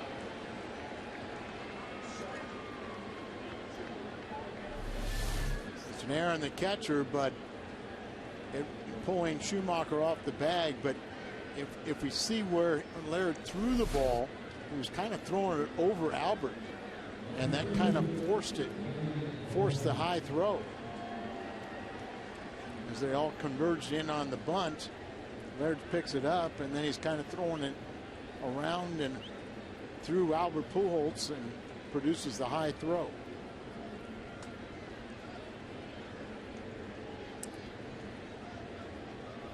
Now this is a scary stretch here for Edwin Jackson. Bases loaded. Ryan Braun, 3 grand slams in his career, and a pretty hefty batting average.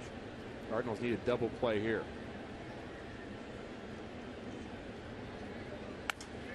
There's a line drive right to the third baseman, Freeze. A broken bat. Bat went all the way out to shortstop. David Freeze catches the line drive. There's a break. There's the break, and that gives you kind of the feeling that, okay, I can get out of this jam. Cardinals catch a break that it doesn't have a little bit more and get over the head of Freeze. Good base running by Markham, too. Oh, yeah. He got back, but also Corey Hart at second base. See how far he was.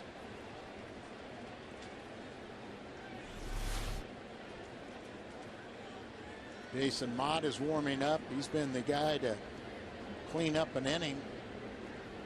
Come in with base runners, but let's hope Jackson can get out of this thing. Tough challenge here in Prince Fielder. Bases loaded. There's a line drive right at the second baseman Schumacher, and he doesn't throw to short. Furcal was ready for that toss.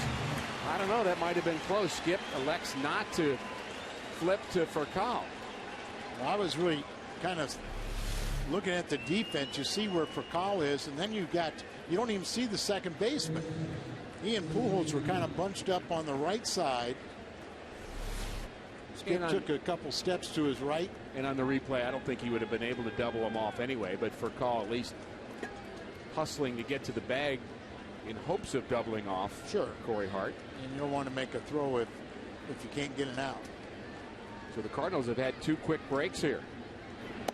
Remember, Casey McGee hit 3 home runs last week off of Jackson. His first 300 home run game. He's 0 for 2. Markham, Hart, and Nigel Morgan. And that first pitch looked like a high strike to McGee. Called the ball. The 1-0. In the dirt, gets away from Laird, and he's going to try to score. Now he's going to be hung up, and he's going to be out. If they can get him in the rundown, and they do. He hurt himself. The pitcher, Markham, might have hurt himself. The Cardinals with 3 straight breaks, 2 line drives at infielders. Then Markham is picked off third.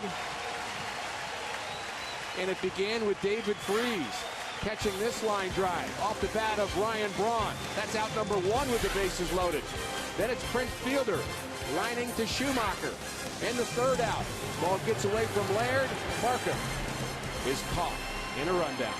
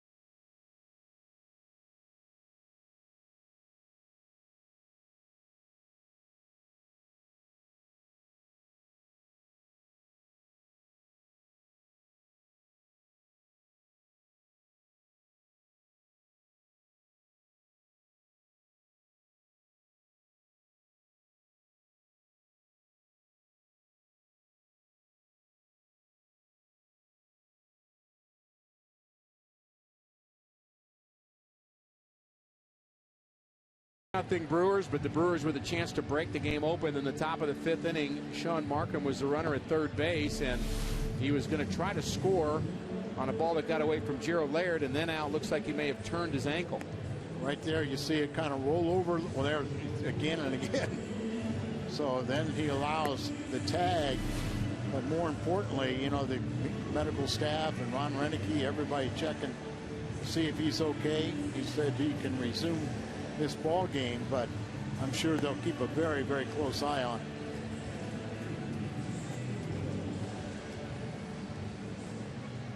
And Markham completes his warm-up tosses. It's time for our AT&T trivia question. Who was the last Brewers first baseman to hit over 300 for a season? A hint, he just got sent to the minor leagues. Wow, Overbeck. Just got sent to the minor leagues? How about that? With the Pirates, after signing Ludwig and Derek Lee both. Okay. You would have thought he would have had enough time, service time. I guess he'd have to agree to that. Must have had to agree to it. And they probably told him, we'll guarantee you a call up, or somebody wants you, we'll make a deal for you and not charge a lot. We'll have to watch Sean Markham in his delivery here this inning and see if he is in fact 100%. He looked a little tentative on his follow through on that last pitch. 1-1 to Schumacher. It's a landing leg, so you don't want to see him, you know, what could happen where you spin off a little bit. You don't stride out as far. Angel Hernandez, as an aside, Al, has been quick to call that strike low and in the middle of the plate. Line drive to right. It's going to be a base hit for Schumacher. Cardinals trying to take advantage of that momentum shift in the top of the 5th inning, have their leadoff runner aboard and Skip Schumacher. Well, if they can take advantage of it, you know, it's got to be the tail end of the order. Skip goes up for that high delivery, gets on top of it, hits a line drive. He swung the bat well. He's got a 4-game hitting streak, batting .500, 7 for 14. Key at bat here by Gerald Laird.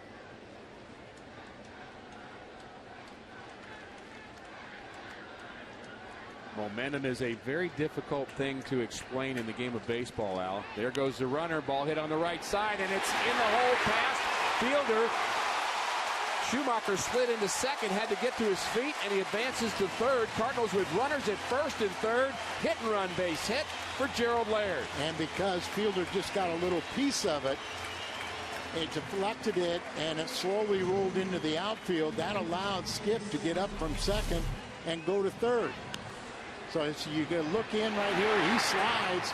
Then he picks up his third base coach. They tell him the ball's in right field. Get over to third. So a key hit right there by Gerald Laird. Edwin Jackson can really help himself with runners at the corners. And a classic look at a pop-up slide from Skip Schumacher. Yeah. Now you got the hit and run on. You got to somehow, some way, you got to protect the runner. That's a great job of doing so. Just trying to get a piece of it, almost throwing the bat at it, and then the reward that he gets a base hit out of it. See what Jackson can do. Look at Nigel Morgan shading right. And remember, his first time up, he pulled the ball into left center. Ooh, I think he was itching for that breaker ball, wasn't he? And it fell out of the strike zone, below the strike zone. Looked pretty balanced taking it. Yeah. It just looks like a good athlete. Now, Markham also, you know, he can swing the bat, he can field his position, but you're just not sure how stable that ankle is. No thoughts of him bunting Laird to second base here?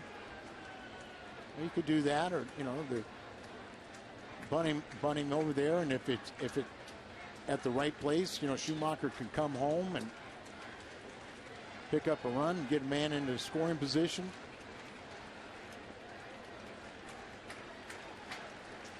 Tony usually very creative with his pitchers in bunting situations.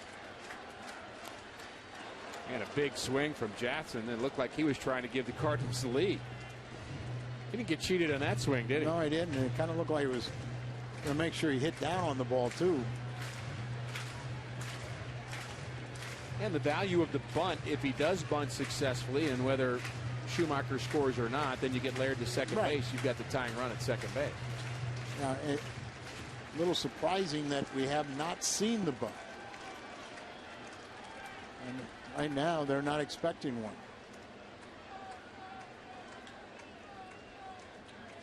The 1-1 to Jackson. Swing and fouled off at the plate. Don't know it.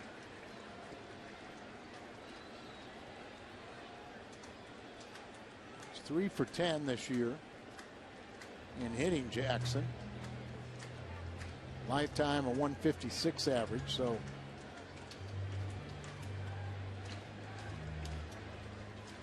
big change in this game in the top of the 5th inning. The Brewers were already leading 2-0, and they had the bases loaded. The Brewers did, and they were not able to score. Bases loaded with nobody out. Momentum has shifted towards the Cardinals.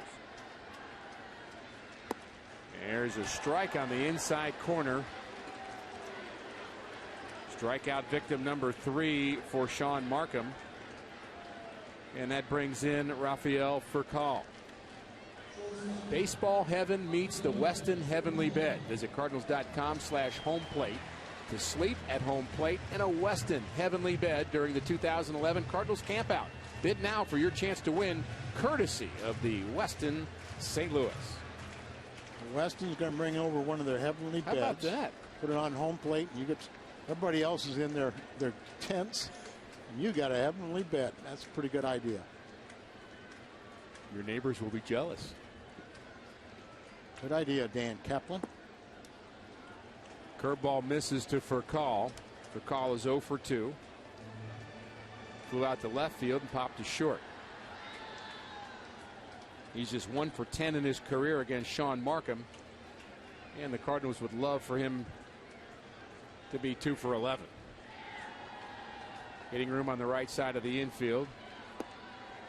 And curveball at the knees. And how many times have we seen these balls right on the corner? You know, splitting the corner, whether it's down, away, in.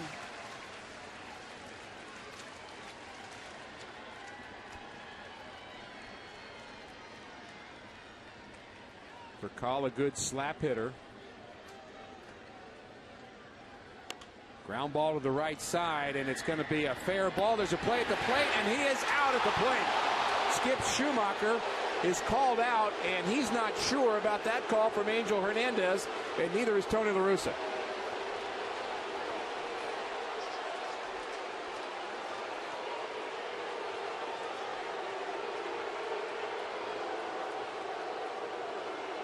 Tony La Russa is irate.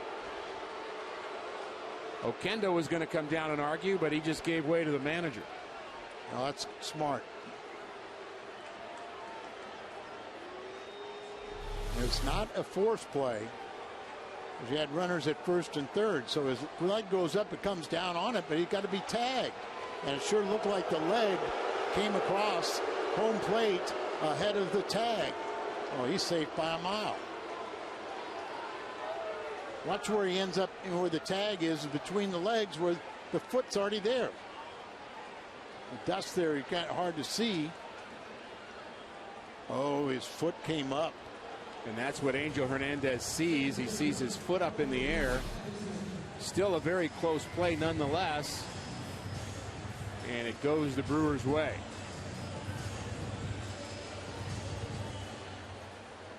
Prince Fielder, an aggressive throw on a ball that looked like it was going foul. Then it kind of veered back into fair territory, and he threw out Schumacher at home for out number 2. Now it's up to Corey Patterson. That made it easy coming in on that ball that, you know, he sees the play and has the opportunity to get an out at home plate. He took it. And they should. They're ahead 2-0. Not like they had to make sure they got an out.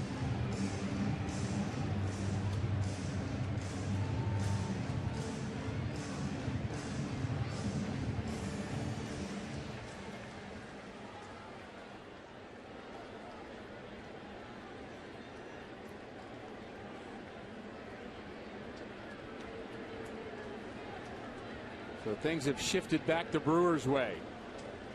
Good play by Prince Fielder.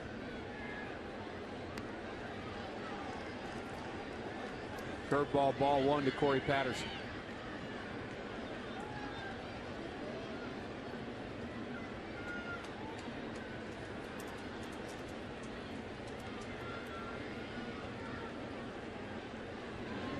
Swing and a miss. Patterson walked in the first inning, reached on a fielder's choice in the third. Chance for an RBI here. He had 6 homers, 34 RBIs in the American League. I knew when the Brewers made this trade for Markham that they were not only serious of correcting one of their flaws, but they came up with a great solution. And then they did the Greinke deal, but Markham has been just as important as Greinke. And they also have Giovanni Gallardo in their rotation, which they had. You know, he's been there. You know, he was one of their mainstays, so it gave him a formidable 3. And we're going to see Gallardo in game 3. That'll be Thursday. Westbrook and Randy Wolf in game 2. Then Chris Carpenter and Giovanni Gallardo on Thursday. You know, Wolf is, is very competitive. He'll battle you. 3-1 to Patterson. That's a typical pitch where he's like right on the corner. And you look at Fox strikes there, he should have been called out, but there's just nothing that ends up in the middle of the plate. That's called pitching.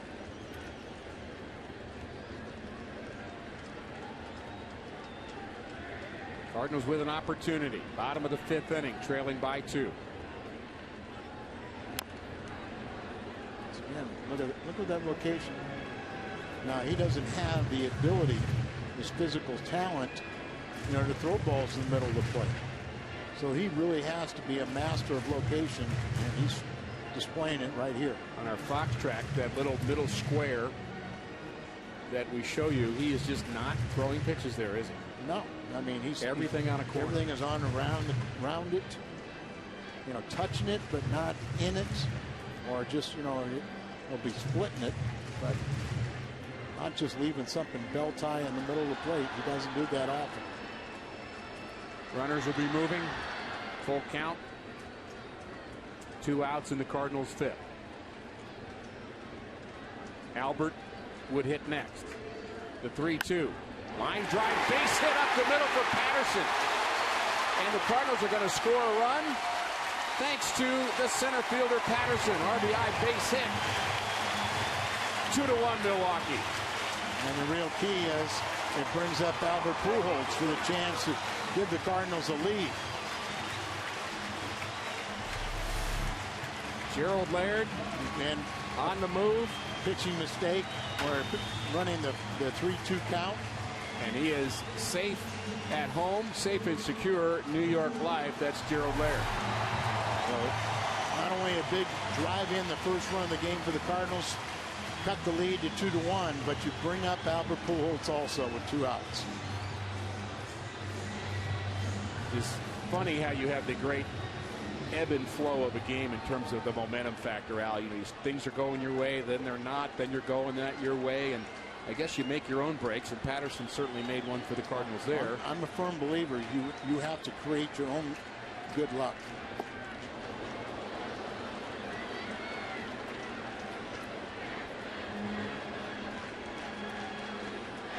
Albert waves at an off-speed pitch.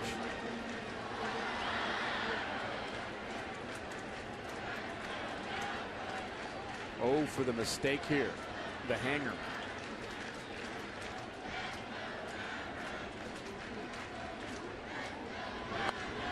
Ball's popped up foul. Good rip by Albert. That pitch up in the zone. Tried to get on top of it. 0-2. Well, Markham's allowed 17 home runs, so he's made some mistakes this season. But he hadn't made really many in this game. He looked like the ball that Patterson hit was well outside. But he was able to stroke it up the middle for the single, run-scoring single.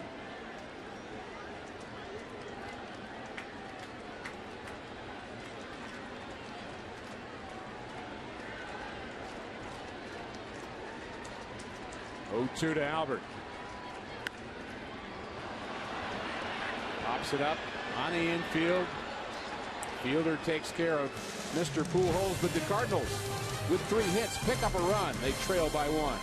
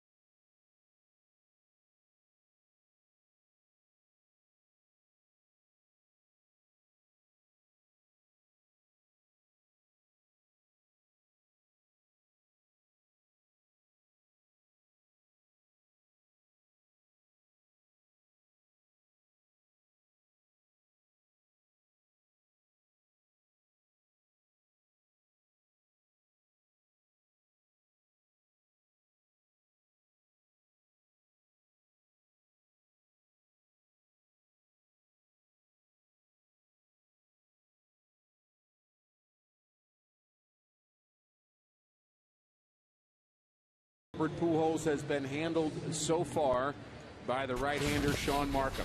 On the first inning, now look at this, set up a way. He gets reaching there. You see the frustration. He slings his bat.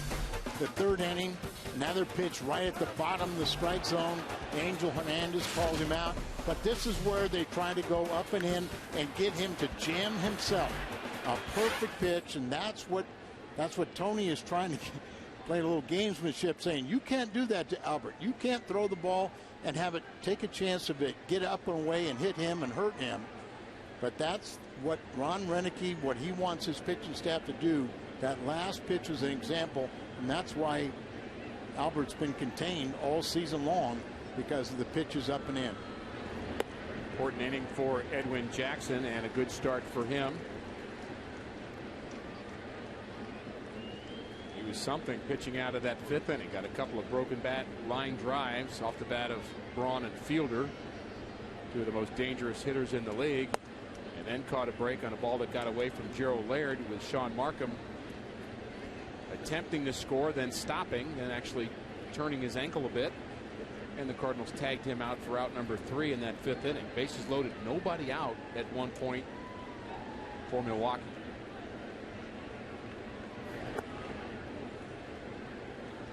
And hopefully that'll give Edwin Jackson a little more confidence to come out here and just attack the zone. He's got a lot of revenge against Casey McGee, I'll say.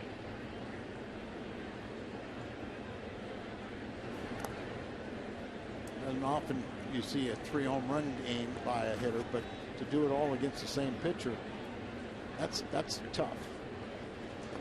That's hard on a pitcher's ego. Well, you'd think generally that wouldn't happen because you wouldn't be in there long enough. Exactly. But he was out there and, like a man, took one for his team.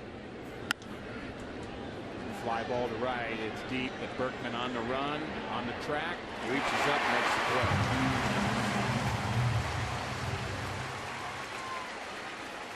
McGee is 0 for 3. He's 1 for his last 12. He got hot in that Cardinals series, but he's cooled off a bit. Yeah, so many people were concerned the signing of Berkman, that could he play outfield, kind of laughed about it. But come on, he's played the outfield before. He's got himself in great shape. I didn't really think that was going to be an issue at all. And more importantly, neither did Berkman. I don't think either one of you would have predicted he would be leading the National League in home runs on August 9th, though. 19 weeks into the season, you think he would have been leading the league in home runs? I must admit, I thought he would have if whatever is left in, we're going to get the best of it. But I didn't think it was going to be the type of year that he's had. Remarkable. And then the personality on top of it.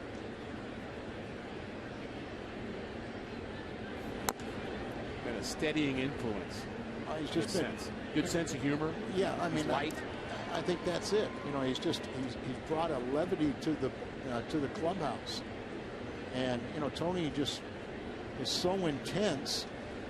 And Tony, you know, has a lot of fun when he's away from the ballpark, but at the ballpark, it's all business, everything's serious.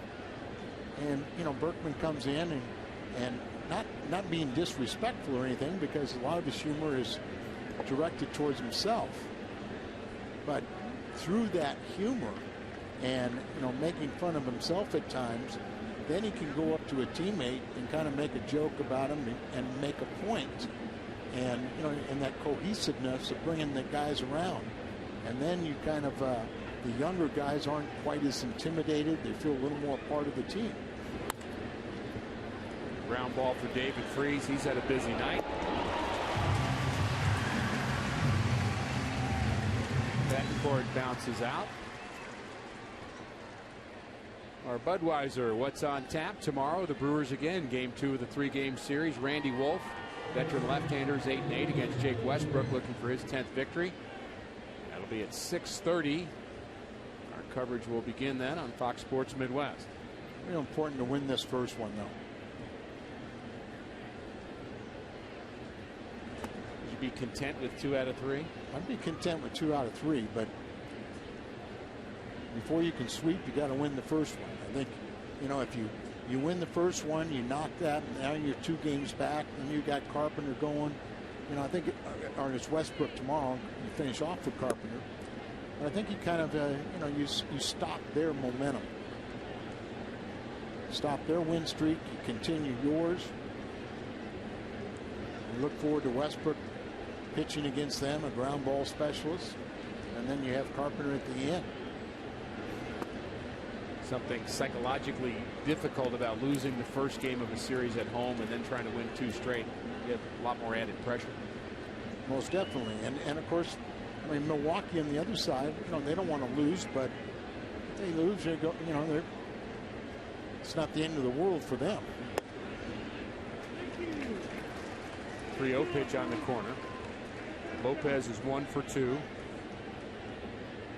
Mentioned he's hit Jackson very well.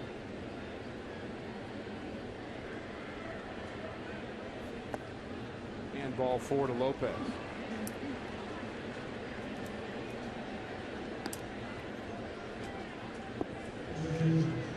Two-out walk for Jackson. Our Schnooks this date in history, August 9th, 1999.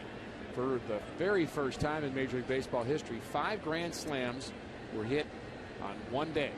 Fernando Tatis, Jose Vidro, Mike Lowell, Bernie Williams, and Jay Buhner. Just a good day not to be pitching.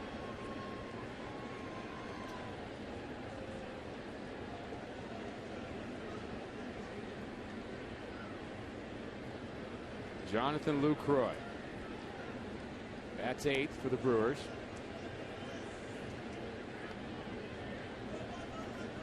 And we mentioned at the top of the telecast, Yadier Molina will be back tomorrow. So a 5-day suspension. Did not appeal it. A lot of folks unhappy with the 3-game suspension that Shane Victorino got for doing what some would say was a little bit more, let's just call it more extracurricular activities than Yadi did, and he got 3 games. And questioning the fairness of that. Well, the difference is the alleged spitting. It carries a little more weight.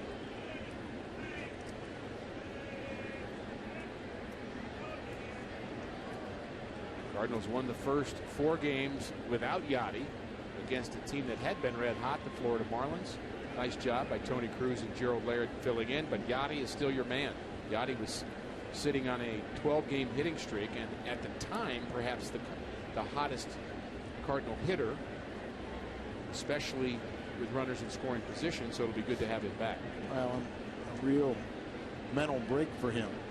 Physical and mental break, and hopefully he'll come back and be just as hot. And maybe be able to just kind of play out the strength. Sure. It might be that getting that rest, Al, you start to look at how many games the Cardinals have left. They had 47 games left in the season prior to this game tonight, so maybe you won't have to see Yadi sit out quite so much the last 6 weeks. Always look at the positives.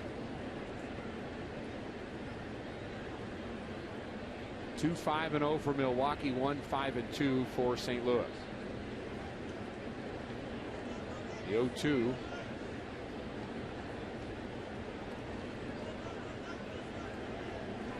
Is on its way to Jonathan Lucroy.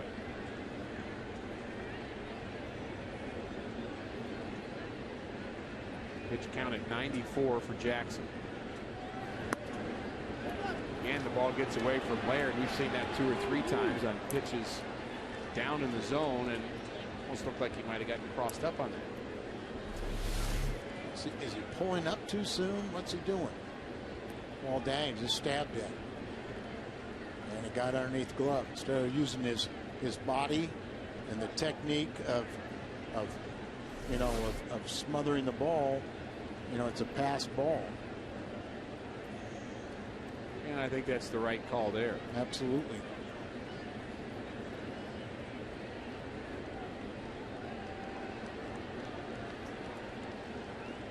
Had a lot of change in the division standings since the 24th of July. At that time, Pittsburgh, St. Louis, and Milwaukee, all of us tied at the top there, and then the Cincinnati Reds were just 3 games out, but a lot has changed.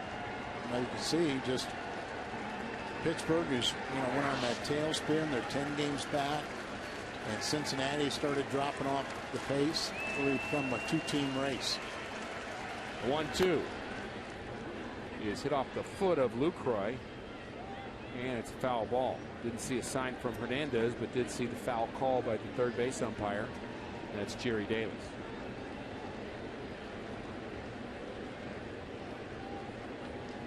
I'm starting to feel for Pittsburgh a little bit. I still, for one, hope they finish 500. Oh, I do too.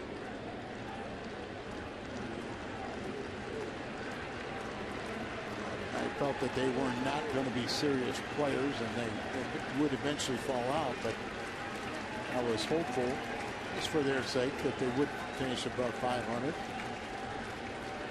was a great atmosphere in Pittsburgh when we were there, when they took over first place. Another pitch gets away from Gerald Laird. Almost the same spot. That pitch down in the zone is just either moving too much for Jackson, perhaps missing location. See, Laird wanted the ball up, and then he throws it down there. So that ball never was near the strike zone. Gerald wanted it up. He wanted to change the eye level and get him to swing through it. Seen this before. You let the hitter get back in the count, and now with first base open, how careful should Jackson be here? I mean, I think you just have to retire 8th place hitters.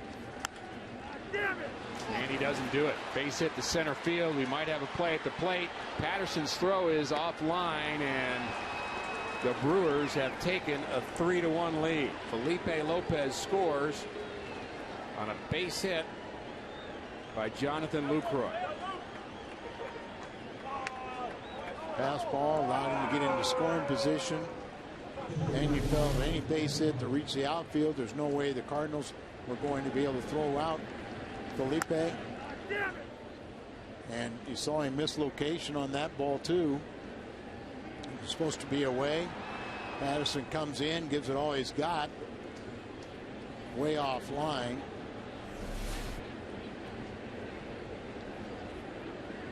And a frustrating turn of events for Cardinal fans and Cardinal players and Cardinal managers here in the top of the 6th inning.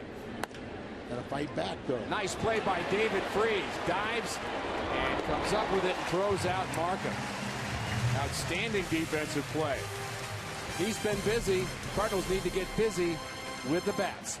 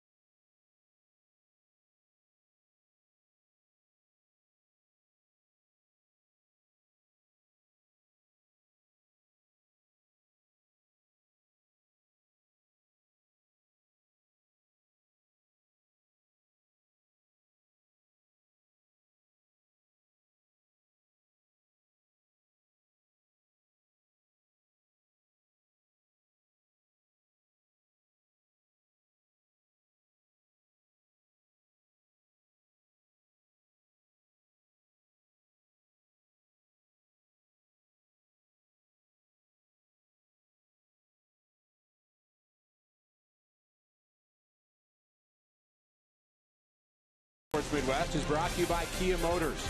To learn more, visit kia.com. And by the new Jumbo Breakfast Platter for just $2.99 at Jack in the Box at participating restaurants.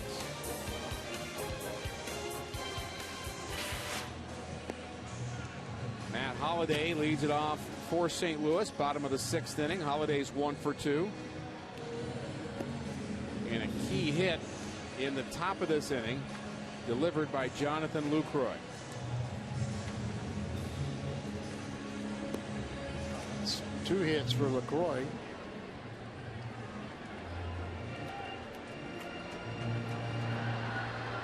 (3-1) Brewers. Follow the Cardinals with the MLB.com @Bat11 app for your iPhone, iPad, Android, or BlackBerry. Al has all of those. Get live audio, pitch-by-pitch tracking, video highlights, and more. Text @Bat to 31826 or visit Cardinals.com for details. Put it this way, if I have some of those, I don't know it. I wouldn't know how to use them. You haven't taken them out of the box yet, perhaps, but you probably have them somewhere. Thanks for giving me credit for at least having them. Strike 1 to Matt Holliday. Let's get something going. Might be just the guy to get something going. Holliday, very consistent. It seems like of the big 3, he's the only one that really hasn't. It's not his season numbers, but it's not as sub 200 as the rest of them. How about that for getting it going? Braun mishandles it. It goes to the wall. That's going to be his first error of the year, and Holliday's going to try for third. Matt Holliday. A single and a 2-base error by Ryan Braun, and the Cardinals do indeed have something going in the 6th. Well, Matt has said his second hit of the night, and he's the only guy with the second best career batting average against Milwaukee. A hang and breaking ball. There's finally, we waited for a mistake, and here an extra bonus as the ball goes off of Ryan Braun's glove, goes all the way to the wall, and Nigel Morgan tracks it down, and Holliday ends up at third base. Berkman's got to bring him in. An unearned run in the top of the 6th off of Edwin Jackson. Now the Cardinals hoping to get that run back in the bottom of the 6th, and Markham steps off.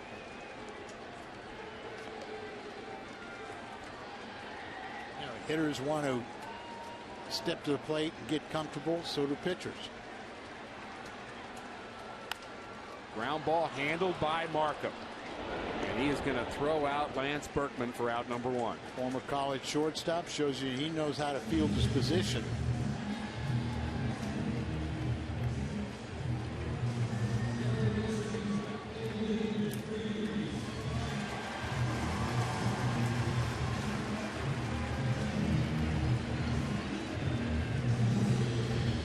David Freese has not looked very comfortable at the plate tonight. No, it's just, and that's to be expected. You know, this is the big leagues, and you know, you miss 4 or 5 days. Well, it's longer than that with a concussion, and you know, your timing goes too. A top like that.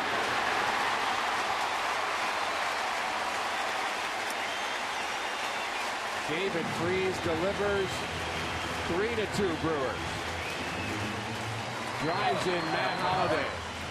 His 32nd RBI of the year. And David Freese with our Nissan drive of the game. Starting to get the ball up, leaving it in the middle of the plate, and he jumps on this pitch.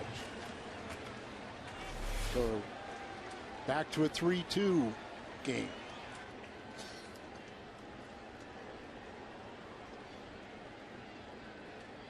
Skip Schumacher's 1 for 2. Freese now the base runner at first. Saito is warming up for Milwaukee. And Takashi Saito was, Mott for the Cardinals. Saito part of that problem in the Milwaukee series with the pitch up and in. All up and in that hit Albert in the hand. Jackson's night through.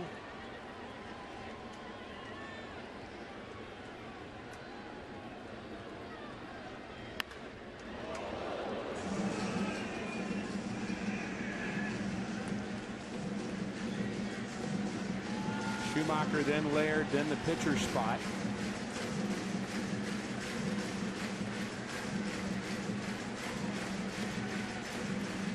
Jackson at 99 pitches through 6. I think he's another guy that you should throw out that pitch count, big and strong as he is. All right, I'll throw it out. Thank you. I just did it. You just made me very happy. My life's mission. It's a long and it's a tough one. It's a tough one.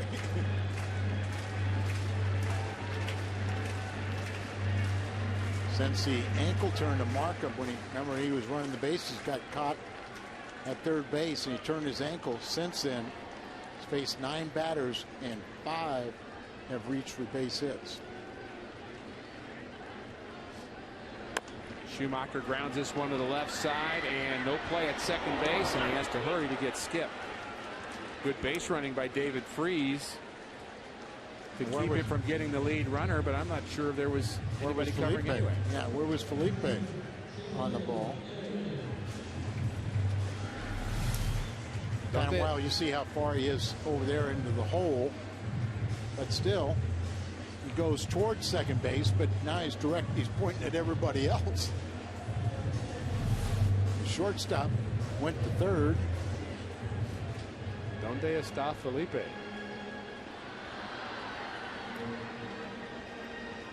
That puts David Freese in scoring position for Gerald Laird. Laird with a base hit on a hit and run in the 5th inning.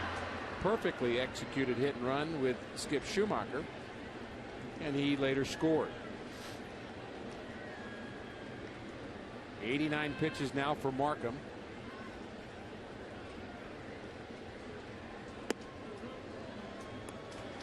Slow breaker, ball 1.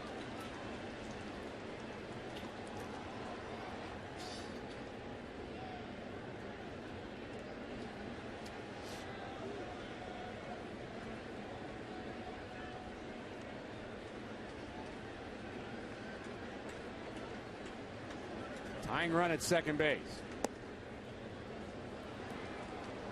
See LaCroix set up outside, and that ball just left on the inner part of the plate, but it was down.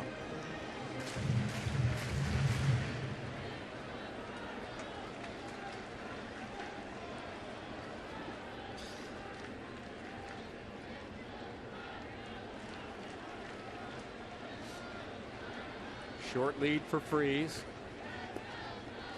In the dirt, 2-1. Felipe Lopez trying to keep David Freese close at second base. A decent arm in right in Corey Hart. Ryan Braun playing very deep in left field. And Morgan's fairly deep in center field. Single should score David Freese. Yeah, I think Corey Hart, but because he's so deep, he's really the only one that has a chance to throw anybody out. Probably have to be hard hit in that direction. Correct. The 2-1. Just misses the outside corner, or did it? Boy, Markham is getting squeezed right now. You can see he's just really upset with Angel Hernandez, and I think he's proven he could throw around the strike zone. And Fox Tracks has confirmed that he has legitimate right. Maybe a go pitch here. 3-1. Ooh, breaking ball. It hung a bit too, didn't it? Yes. But still, and that's not exactly where Markham wanted, but see the little hump in there. But look at right there where that looks. I mean, that's way too good of a hitter's pitch. I guess he was looking fastball there. You'd have to think, but you look at fastball all the time. You can still adjust to his off-speed stuff. Still adjust to his breaking balls. Full count to Gerald Laird. Tying run at second base in David Freese. Cardinals have already scored 1 here in the bottom of the 6th. Pitch number 95. Is lined into center field, and it might get down, and it does. Base hit for Gerald Laird. We're going to have a play at the plate. No, we won't. Cut off by Prince Fielder. 3-3. The Cardinals have tied it. Gerald Laird's second hit of the night. And it's another really, half-point swing. But it's effective. Just strong enough. But watch this. He just kind of almost just throwing the bat at, trying to make contact, and just lofts it over the infield. Niger with a weak throw. Really doesn't make any difference. We got a tie ball game.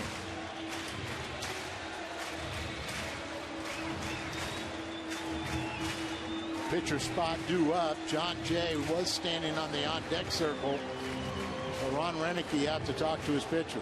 And he may be out to talk to the home plate umpire, too. He's waiting for the home plate umpire, Angel Hernandez, to come out. Doesn't say anything to him. And now we'll see what, in a bunting situations, maybe they won't waste, 2 outs. But they bring up Edwin Jackson. What do you think about this move? I'm a little surprised. Cardinal bullpen has been so good of late. Well, I'm one that, I like pushing the starters. I also like the fact is, forget about 99 pitches. But right. I just hope he didn't mentally think his pitching day was over. He had the towel around his shoulders. Kind of had that look, didn't he? And of course, he may be hitting and still come out of the game. That's possible. That's possible too. Cardinals are working with a light bench because of Yadier Molina. And that wouldn't be the first time Tony La Russa did that. Seems like all season long, Tony's always played one player down. Mott is still in the bullpen, and he hasn't sat down. Or maybe they haven't relayed their thoughts to the bullpen yet. Or maybe they have. Well, I think it's just as possible that they went to Edwin Jackson and said, we weren't kidding about you not pitching anymore, but we do want you to hit. Yeah. We're going to save John Jay for later. Heck, it's his ball game.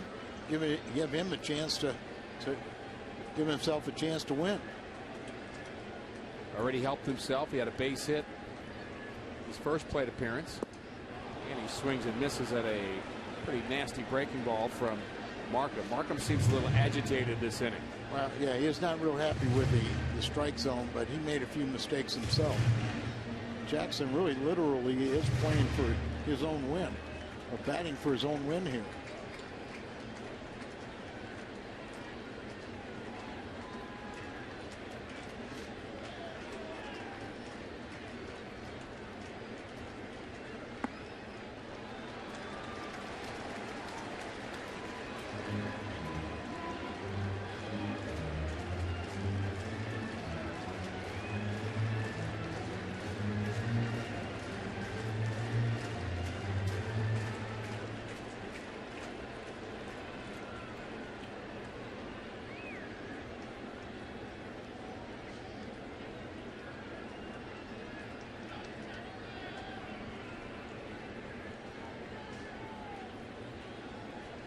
Markham steps off. Next pitch will be pitch number 100. 2-2 the count to Jackson. Laird the runner at first. There goes the runner, and this ball is popped into the middle of the infield, and the play is made by the second baseman Lopez. But Gerald Laird, the hero of the moment, he has tied this. New game going to the 7th.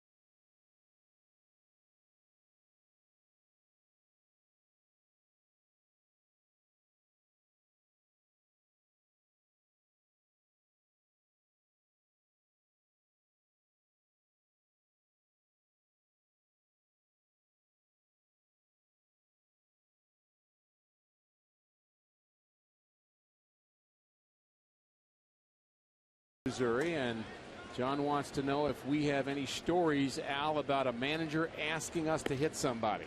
No comment. You're just going to say it just got away.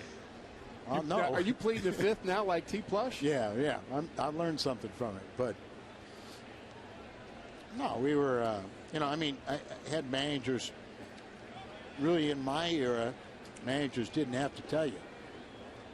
Teammates didn't have to tell you. You just knew when it was the right time to, to defend your teammates. And it was a lot more of a common practice in my era. And players police themselves. We didn't need the umpires because you'd knock down their guy, and then all of a sudden their big boppers would go to their pitchers and say, "Hey, stop knocking down their guys because it hurts." And that's how it kind of got policed itself. Jason Mott, the new pitcher, retires Corey Hart for out number 1. So Edwin Jackson's night is through. 6 innings, 6 hits, 3 runs. Just 2 of them were earned because of the pass ball. 2 walks, 2 strikeouts. And Jason Mott's been pretty hot out of that Cardinal bullpen, and he was, let's just say, involved in something that looked mysteriously like throwing at a batter in the Milwaukee series. I was once asked by a coach to throw it in on Larry Boa. On Boa? And after I threw it in on Boa, and then I got him out on the next pitch, he was running near the mound yelling at me. Oh, sure. And Terry Pendleton was yelling at him, "There he is, go get him." Yeah. And then I'm yelling to Terry, no, don't tell him that. Come over here and intercede. But Larry Boa, Larry really did develop into a good hitter. Yeah. When he first came up, he, really, you could knock the bat out of his hands, but he really did become a good hitter. But you don't knock down the outs. Well, he had done something earlier in the game. Well, I know that made our manager a little unhappy. So I was asked to send a message. 1-2 to Niger Morgan. I came into a game in Philadelphia, and I hadn't pitched for a few days, and I'm the closer, and I needed some work, and it was a blowout game, and we were in Philadelphia, and I got the first hitter out. And Bobby Tolan stepped in, and I'd throw up and in, and he wouldn't move, and so he got hit. I get the next hitter out, and then Lazinski came up, and they were all suspicious, because here I'm coming in this game. Then I hit one of the guys, then Lazinski came up, and I threw a cut fastball that I didn't even know there was a cut fastball. We didn't even call it that. Right. And this ball was supposed to be down and away, and it went all the way across the plate, hit him in the rear. He goes to first base. They're all yelling and screaming. Was that Niger or T. Plush that just struck out? I think that was Niger. Took that fastball in the outside corner. So now I've got 2 outs, and they're screaming because I hit 2 guys. And we see the strikeout pitch. Perfect pitch, down and away, but only because we got the call. And I got the 3rd guy out, and they thought I just went in to just knock down people. And poor Heidi Cruz was the next hitter, and he had no idea he was going to get drilled. And I really felt bad, but the balls just got away. It happens. It happens. Strike 1 to Ryan Braun. Jason Mott. Beginnings of a very good 7th inning. Sellout crowd here at Busch Stadium. 40,626. That's great. We need this kind of support the next couple nights. And you bet. Then we need it over the weekend when Colorado Rockies come in. Another good team, but Cardinals need that. They need the 10th man, the fans, to help them out. We're trailing the Brewers by 3. Hopefully we won't be saying that after this series. Those games against the Rockies will be very important this weekend, just as these games are. So come on out and root for the Redbirds. Reminder, the Saturday start happens to be Christian Day at the ballpark. Adam Wainwright's going to be speaking after that game on Saturday. So bring your friends to that ball game. 6:15 start on Saturday, 7:09 on Sunday. And plenty of action, plenty of things going on here at the ballpark for all of those games this weekend against the Rockies.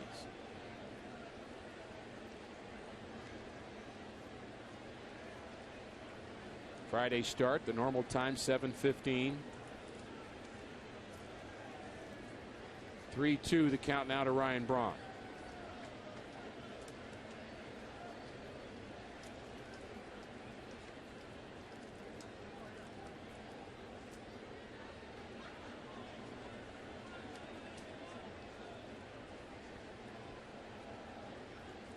Trying to get the count straight, I think.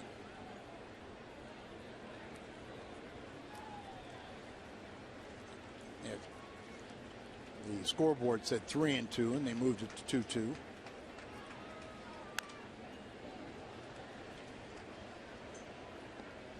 Well, Mott was the one that hit Braun after Albert was hit.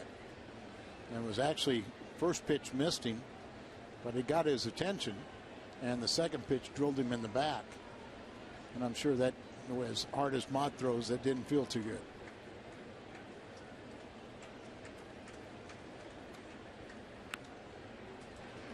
Good swing there. That fastball up in the zone, 97 miles an hour. You have to have such quick hands, Ryan Braun, just to be able to get your bat through the strike zone that quickly. You know, what, 0.4? Saw a study, 0.48 or 0.49 seconds for a ball to leave a hand and then get to the catcher's glove. So, I mean, you better be quick. And you have to make the mental determination whether you're going to swing or not. And what the pitch is. And in that 0.49 seconds, he had to determine that was not a fastball, that it was a little cut fastball, a little slider. So he had to make that recognition right away and then adjust his swing. But, you know, great hitters like Braun and Albert and Berkman and Holiday, you know, they just trust their hands are going to get there. Fastball away. Pops him up. Jason Mott. Very nice. Top of the 7th. Time to stretch. Get up, crowd.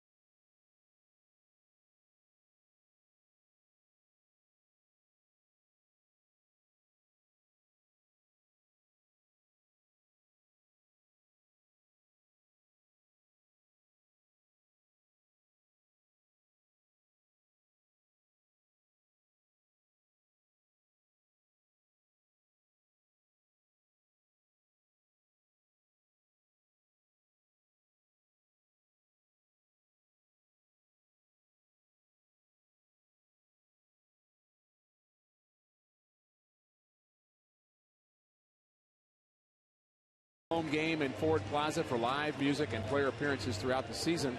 August 12th will feature Mitchell Boggs. For details and future player appearances, visit cardinals.com/promotions. Tie score, bottom of the 7th inning, and we now have a battle of the bullpens here at Busch Stadium. Game 1 of this homestand. Mott with a scoreless top of the 7th. And our Mid-America Chevy dealers call to the bullpen for the Brewers is the right-hander Takashi Saito. It's a great addition. He spent 60 days on the disabled list with a left oblique strain, and since his return on July the 2nd, he's 2-0 with a 1.78 ERA. He's the one that ball got away and hit Albert, but this is a great addition to their bullpen. And he'll have the top of the Cardinals order. Rafael Furcal is 0 for 3. Yeah, with the Dodgers for years. Curveball, strike one. Saito played 3 years with the Dodgers and a year with Boston and Atlanta before moving on to Milwaukee. He has that little hitch in his delivery where he starts, stops, and continues. It's just, you know, kind of messes with the timing of a hitter.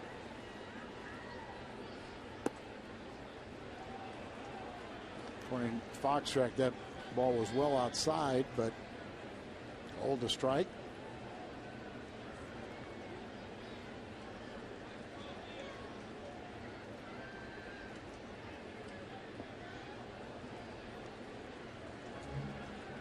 Saito's 41 now. I guess that pitching style must help keep you young. 14 years in Japan before he came to the United States.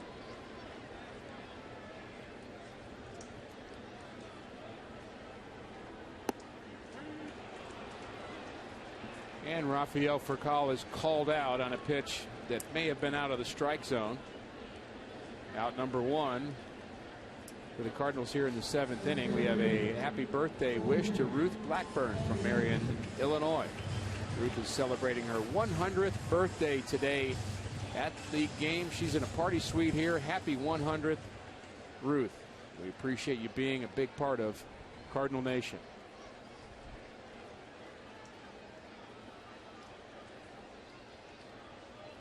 Corey Patterson had a base hit in the Cardinal 5th inning. One of 8 hits against Sean Markham. His night is through. 6 innings, 8 hits, 3 runs, 1 walk, 3 strikeouts.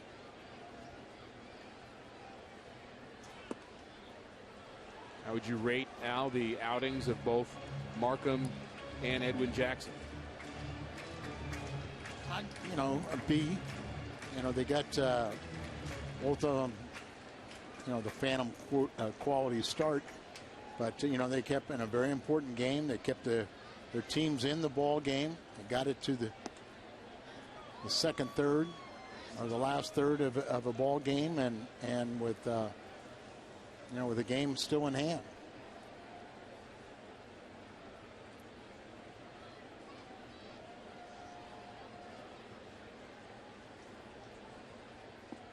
Curveball swung on and missed. 2 strikeouts now for Saito. And in case you missed it, we're going to show it to you one more time. Here's what happened in Milwaukee with Saito on the mound. Up and into Albert. Cardinal pitcher at the moment is Jason Mott, and then that's what happened the next inning. Now, see, the first one missed. Right.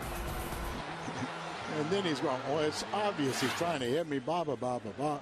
But, you know, neither pitcher, well, Saito ball just got away. But Tony's thing is, you know, you can't throw a pitch that could get away.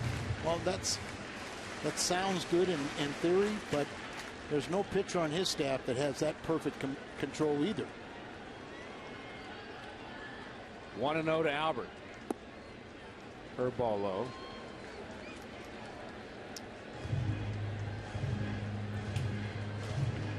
Pacing. He just, you know, I mean, he just, Tony's been hit in the head twice. I've had this conversation with him, you know, after the way he feels, and I talked to him about it, and I said, you've been hit in the head. And he goes, yeah, twice. Snapped at me, and I go, well, it just doesn't work that way, Tony. The one thing that you've got to give him credit for is he is consistent on this issue. Oh, yeah, and if his pitchers, you know, throw a ball up and in, he's just as upset with them as he is the opponent. Albert ahead in the count, 2-1. Good breaking ball from Saito.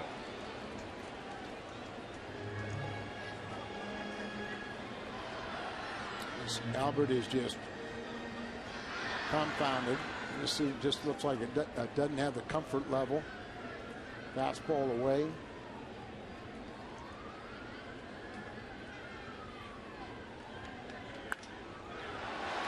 this ball to center field, and it's not going to be deep enough. It gets right in front of the track. Nigel Morgan pretends to give it to a fan. That's not nice. On to the 8th. High score.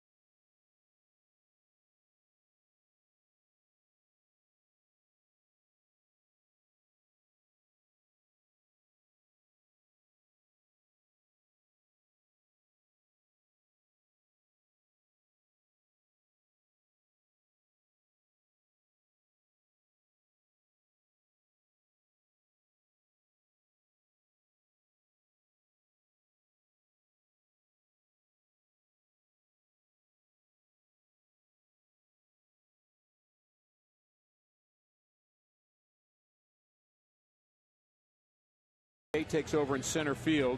He'll bat in the pitcher's spot, in the 9th spot. Lance Lynn is the new pitcher, and Lance Lynn will bat. No, Lynn's going to be is going to be in the 2 spot. Correct. And then John Jay will be batting in the. Well, that's what you said. Didn't you? I'm sorry, I thought that's what I said. Yeah, I'm sorry. It just didn't sound like that's what I said. Anyway, we got Lance Lynn in the ball game, and now we've just really seen something new in Lance Lynn over his last couple of outings. He has been really as good as anybody out in that Cardinal bullpen. Well, and better. And there's been, and that's not to take anything away from Mott and the way, Salas has been pitching, but something a little special about him. And of course, you look and see how big and strong he is. You bring him in this situation, and he could throw multiple innings, and that's why they moved John Jay and put him in the 9th spot and put Lynn in the 2-hole, that in case they have a little rally, they can keep him out there for a while. And we'll remember they saved John Jay. They were going to use him as a pinch hitter, Tony was, in the 6th inning, but now he'll have him in center field for the rest of this game, and a key spot here with Prince Fielder at the plate against Lance Lynn, who picked up a save on Friday. It's a day that Salas was not available, and so Lance Lynn got that opportunity, and he sailed through it.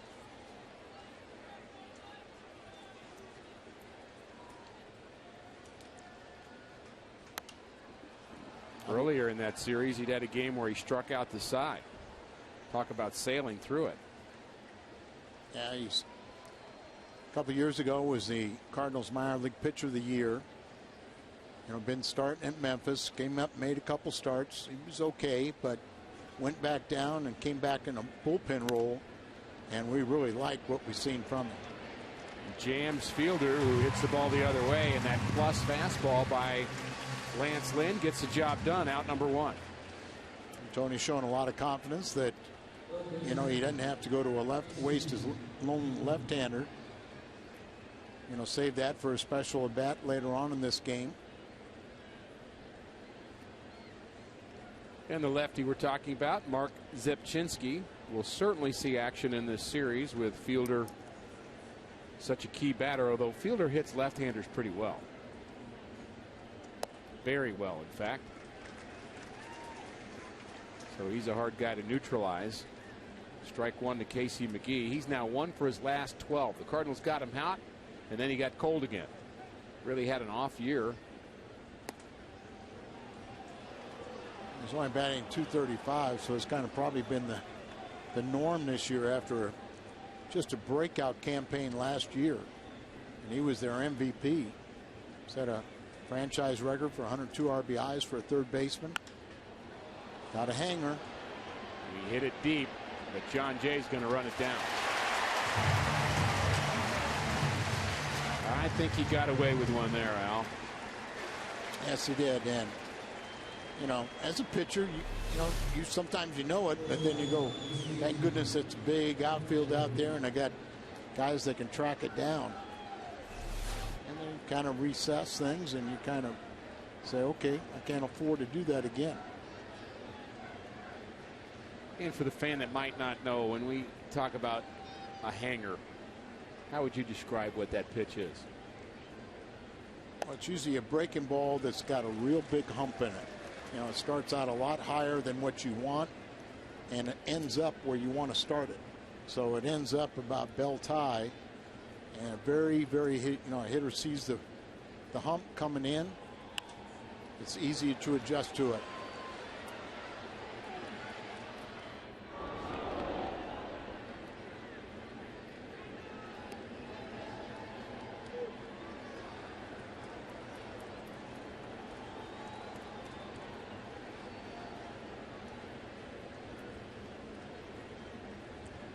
Kyle Loesch is going to be skipped in the lineup, and normally he would throw a side session before the game, but what I would surmise is that they said, wait a minute, let's just, in case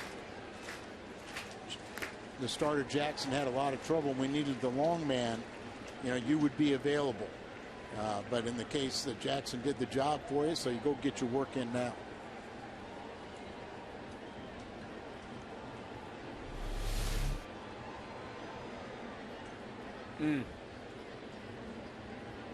Another jolt for Gerald Laird. He's had a couple of them here tonight.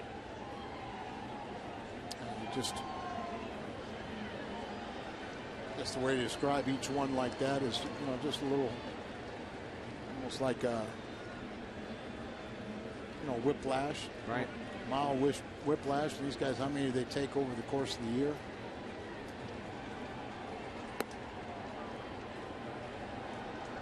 And not just during the game, but spring training, during practice, warming up pitchers in the bullpen. Yuneski, Betancourt, 10-game hitting streak on the line here. Top of the 8th, tie score.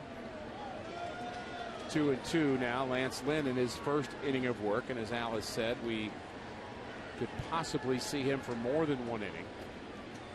Well, the one thing I'm seeing here is a lot of his pitches are up.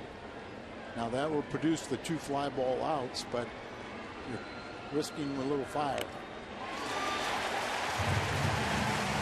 And that pitch was up, but it was past Betancourt. Holiday, Berkman, and Freeze when we come back.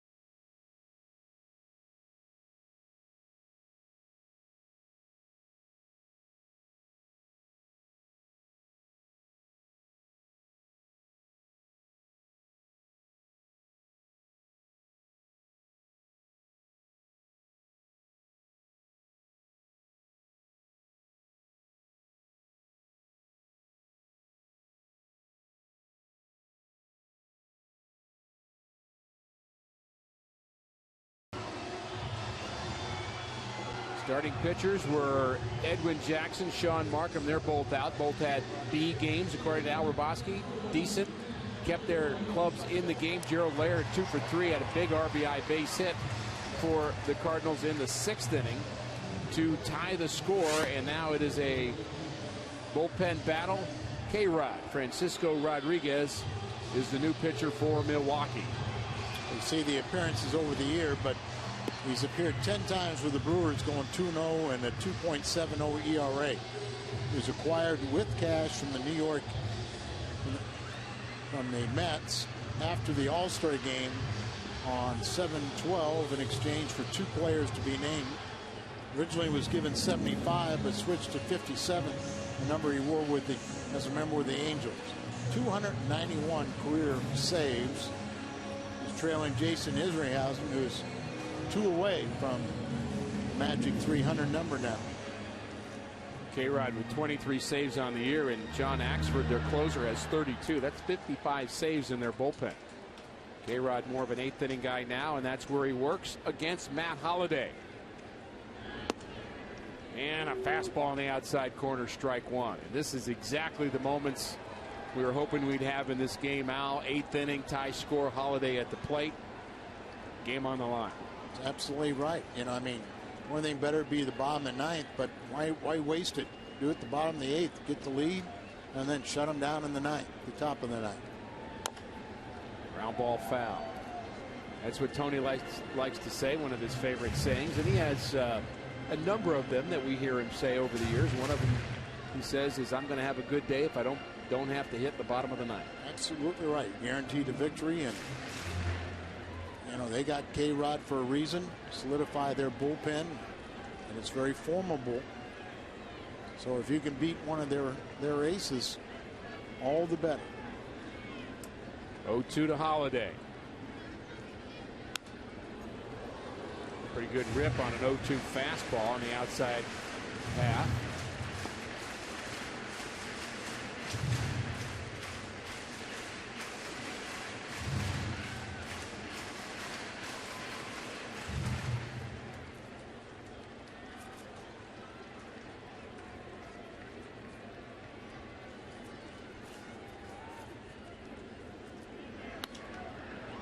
Popped him up.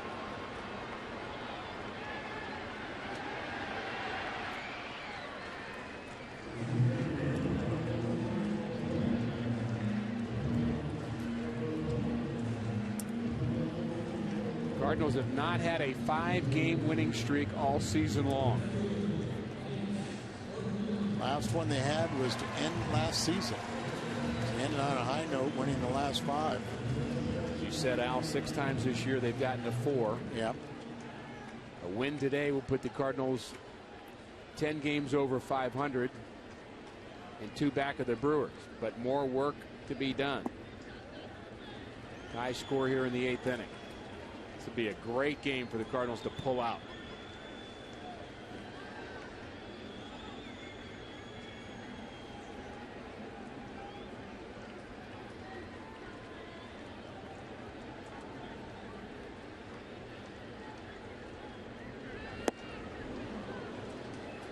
.83, you just look at all that arm action. You can gun it up there and low to mid 90s, and then it takes so much off, but with his motion and everything, you just kind of see that, and you don't pick up the ball until it's well on its way. The 1-1.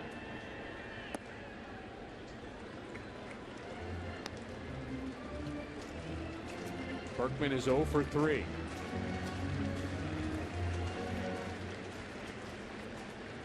What a time to break out here.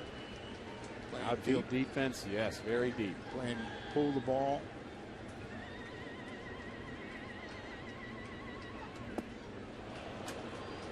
Waves at a breaking ball. 2-2. And that no doubles defense, Al, they just play deep enough so they just will not let the ball get over their head. Right. Try to keep a runner out of scoring position.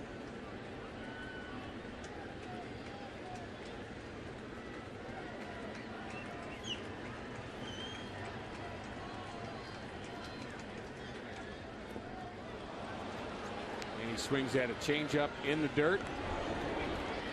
You'll see Berkman with an at-bat like that very often.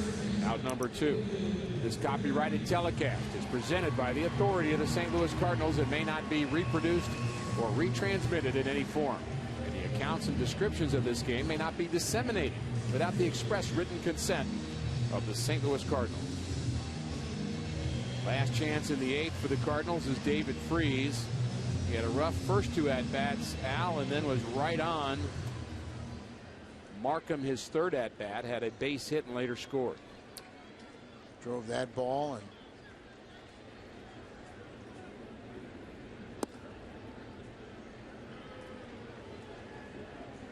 be nice to see him catch fire. yeah, absolutely, because it's like he can drive the ball, and he's built a young reputation of being an RBI man.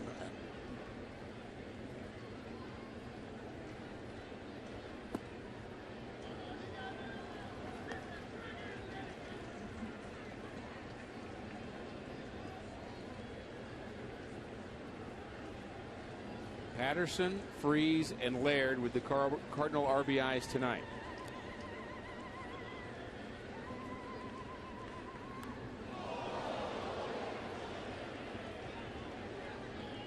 Foul ball on a pitch up and in to David Freese. Yeah, but David Freese was striding in on that ball as it riding in.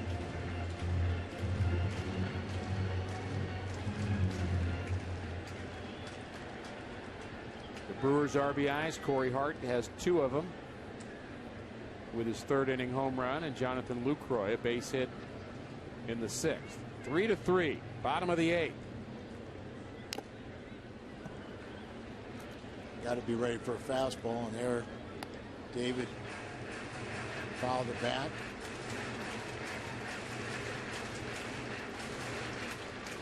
Until you get to 2 strikes, if you recognize that changeup at off speed, let it go. And of course, he does have 2 strikes.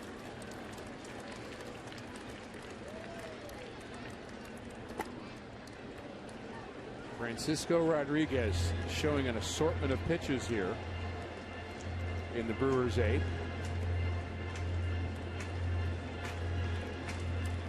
And we may end up seeing their closer here, Al, John Axford. If this game goes long, they could use up their two closers in the 8th and 9th. If we go to extra innings, they could be out of this game.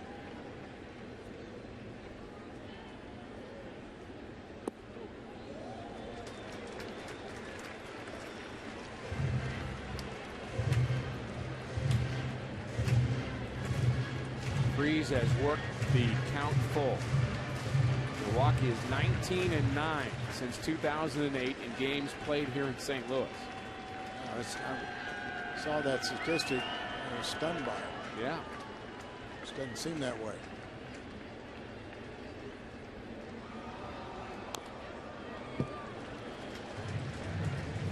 Break the ball up a little bit. Got a piece of it.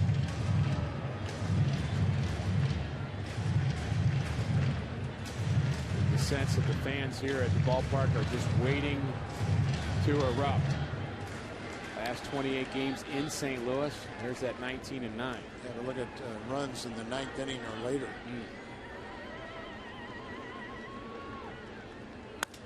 There's a line drive to right field, base hit. It's a soft liner. Might have broken his bat. Doesn't matter. It's a hit number 2 for David Freese. Cardinals with a little life here in the bottom of the 8th inning against K-Rod.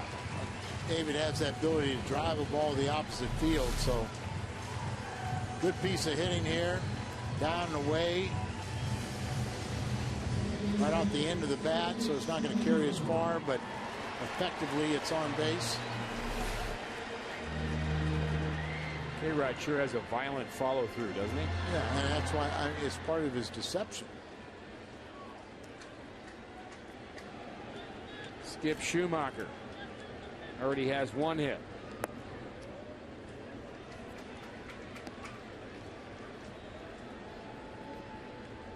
Gerald Laird would bat next. He has 2.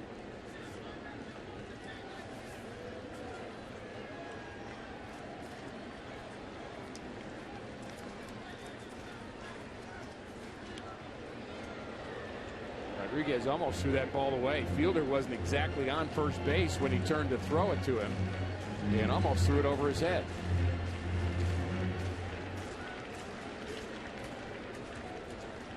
Fielder playing in front of the bag at first base, so he can get a little extra room off the bag with the left-hander Schumacher.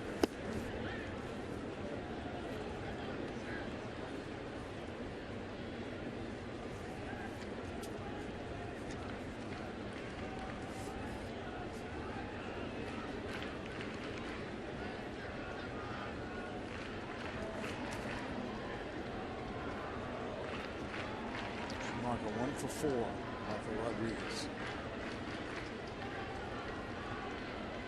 Set and the pitch. Low ball 2. 2-1. Cardinals making him work here.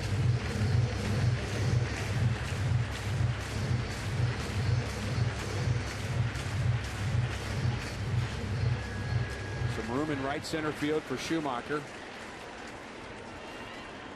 Morgan shading him the other way. He would pull it down the line, just right down that first baseline. 3-1. And you think he'd get something to hit here. 3-1.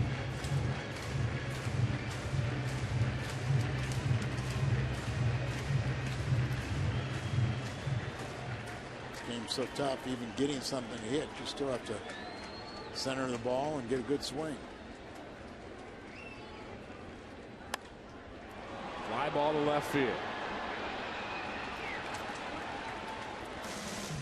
Cardinals get a hit in the 8th, strand a runner on to the 9th. High score in St. Louis.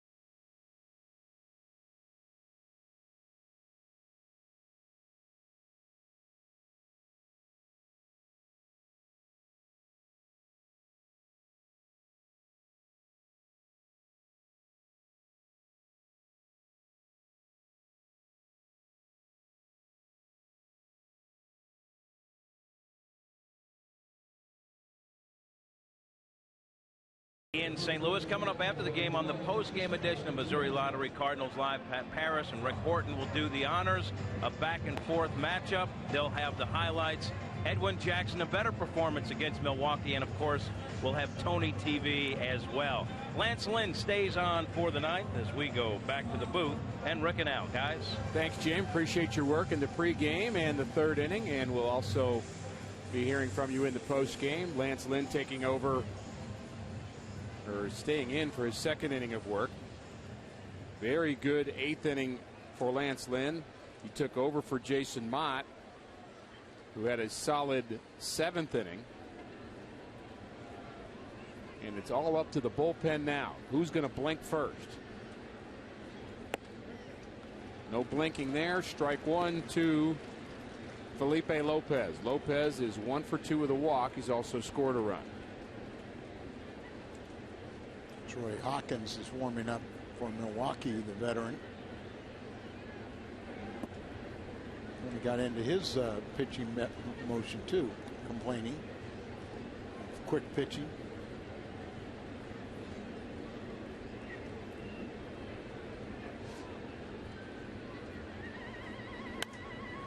And that's one I'd have to hear Tony explain a little more fully, because in a sense quick pitching is legal. I mean, if the batter's ready, the pitcher changes his motion and just pitches home without going into a full windup. Sure. That's legal. I mean, I agree with you.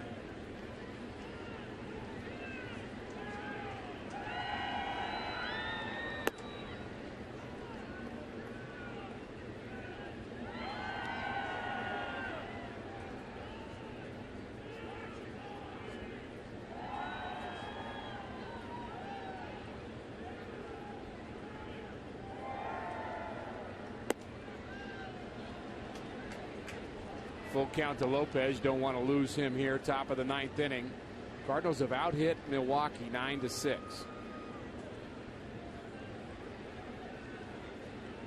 Just don't groove one here. Swing and a miss. He strikes out Lopez. Let's take a look at the big threes. We focused on them, Al, in the open. Braun, Fielder, McGee versus Pujols, Holiday, and Berkman. Well, Milwaukee's big three have been totally hitless, held hitless. Albert, it's kind of the way things have been going for he and Berkman, and really it's been going for Holiday, who of our big three, you know, he's the only one that's swinging the bat with any kind of average. So as we said, the big three from each team would be important, and they're 2 for 24. Yeah, and it came into tonight with Milwaukee's big three hit .295 with a .537 slugging percentage against the Cardinals, and the Cardinals 3-4-5 hitters, Pujols, Holiday, and Berkman, combined to hit .188 with a .341 slugging against the Brewers. So Cardinal pitching has done their job tonight.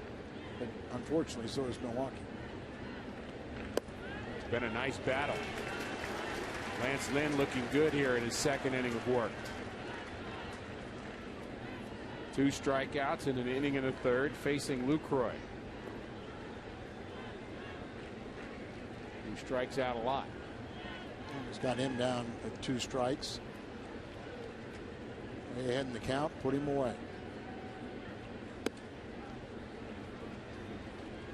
Not afraid to throw that fastball up in the zone to get a guy to chase it. Yeah, that's, I mean, when you get it up there, it's a pitcher's pitch. You know, when you get it down, of course, he's throwing 97. You know, you can get away with some mistakes. And a swing and a miss on a high fastball. He blows it by Lucroy. 3 strikeouts in a row now for Lance Lynn. See, that's the pitch right there. That's a pitcher's pitch. Get him to swing above the strike zone. The only thing they're going to do is pop it up or swing through it. Gutierrez. Gutierrez, the backup catcher. Gutierrez.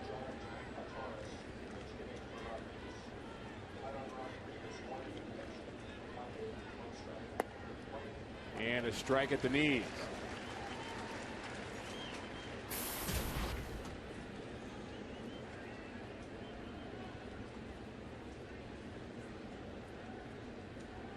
So Rodriguez is through.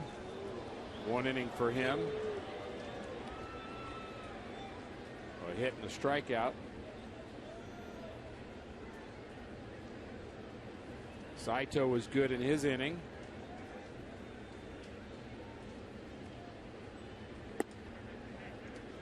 So far the relievers getting the job done.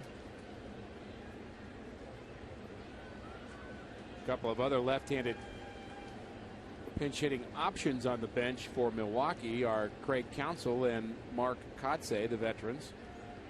They also have Jerry Hairston Jr. and Josh Wilson.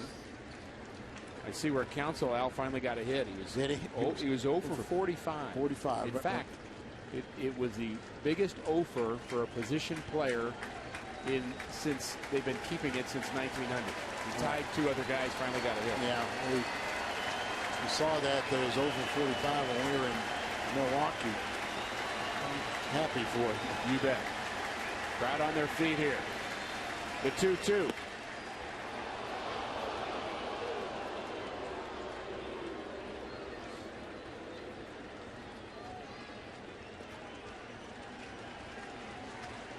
Payoff pitch coming to Kataris.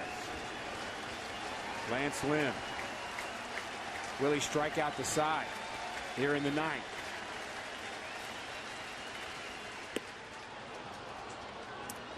Not yet, he won't. And it looks like Lynn has an issue as he is going to the ground on the mound. And I'm not exactly sure what he did, but he is in some kind of a pain. Is it his knee or? Not sure what it is, but after he delivered that pitch, he just looked very uncomfortable on the mound and then went down to the ground. We'll see that pitch one more time, and it looks like he was off balance with the way he landed on his left leg. Looks like he landed before he wanted to land. Al, would you say that's a possibility? Well, they're kind of checking the rib cage now. Oh boy. Oh boy. Patel getting ready to hurry. Well, if it's his rib cage, he might as well start walking off the field right now. Absolutely, and he's starting to walk off the field right now. He must have heard. It's a little better, but I mean, of course, the rib cage kind of grabs it. Bad turn of events here for the Cardinals.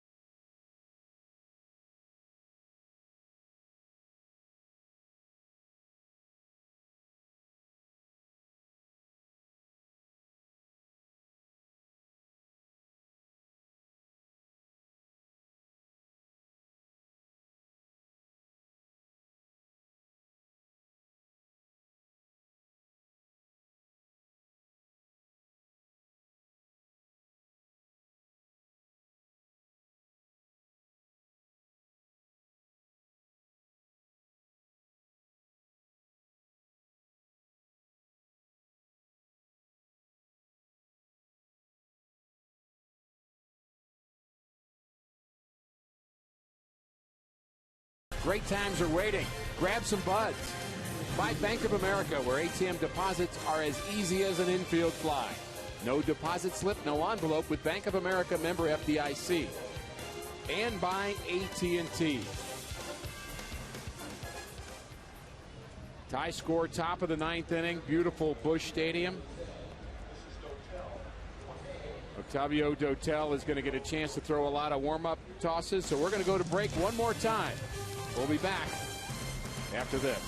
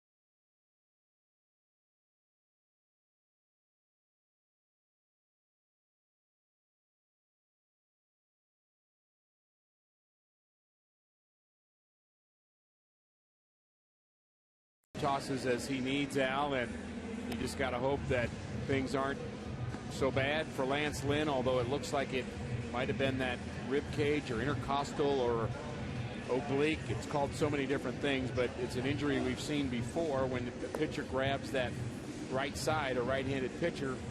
That typically means that strain, and we just have to hope it's not severe, but it usually means a few weeks. Well, Saito, the example, was on the 60-day disabled list. And also, fastest player I've ever seen come back from one of those is Albert Pujols. And again, we'll have to wait and see what the doctors say about Lance Lynn. I, for one, am glad it had nothing to do with his arm or even his knee. Could have been worse.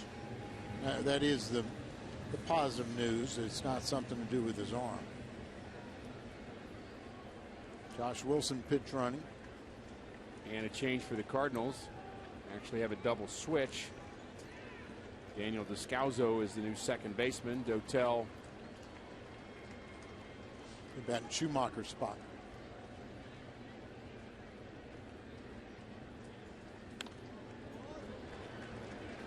Fires a fastball to Corey Hart. Hart had the big hit in the game for the Brewers. 2-run homer in the third inning. Facing Octavio Dotel.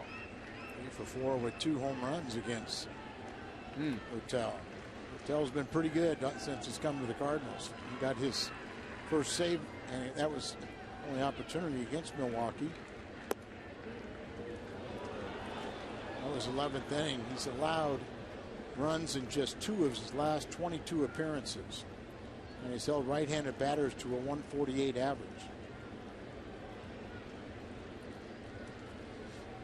Lance Lynn, in case you missed it, was facing Kataris with a full count, looking to go 1-2-3 for a second straight inning, and he missed with a ball and then grabbed his side. And just waiting to hear the news on Lance Lynn, who was taken from this game. Octavio Dotel, the 4th Cardinal pitcher of the night. Jason Mott had a scoreless frame. He looked really good. Everybody coming out of the bullpen for both sides has looked good.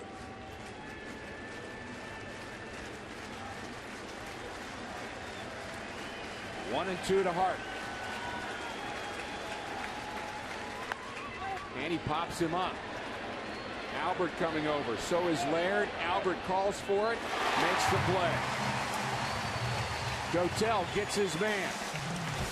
And the Cardinals get a shot at winning it in the bottom of the 9th.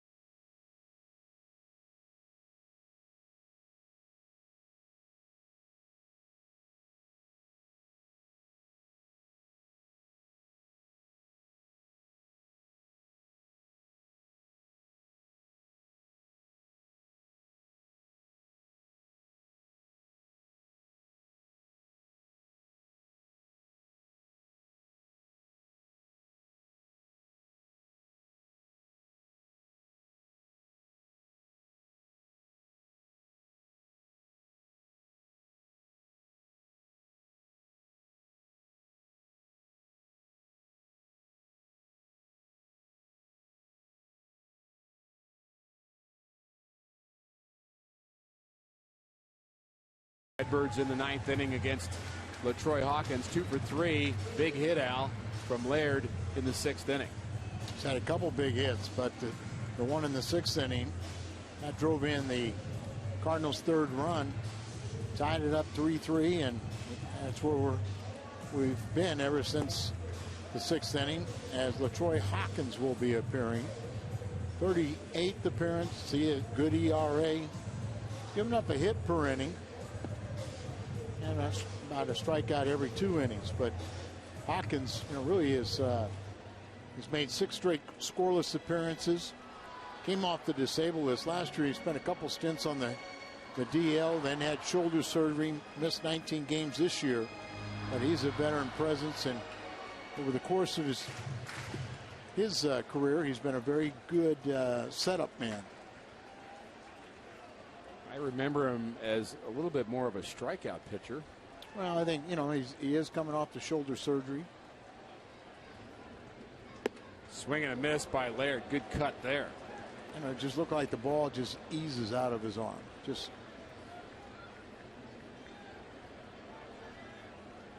kind of holds the glove on the hip so you don't see any part of it.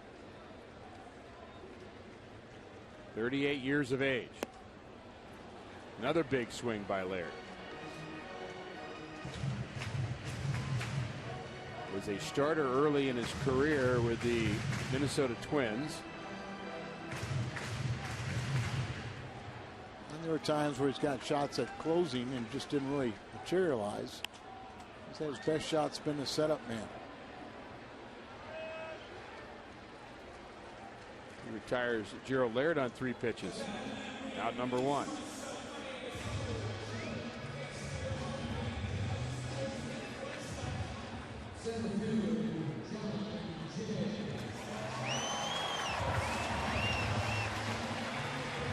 John Jay bats for the first time. He's a good luck charm. Playing the most games for the Cardinals this year, and he's done a very good job again.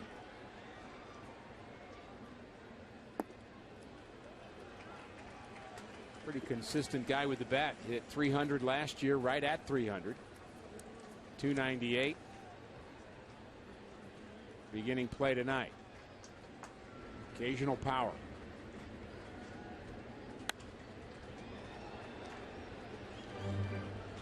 Up and in.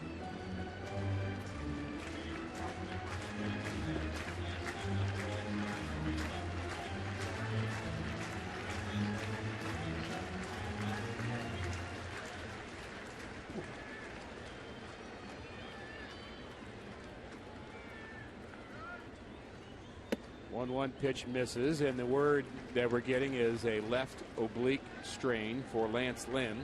Not surprised. Although I would think it would be his right. Well, I've always found it's the opposite is the one that if you're a right-hander, it's going to be your left. If you're left-hander, it's going to be your right. But that's where I've always looked at it. John Jay bounces out. Remembering it different?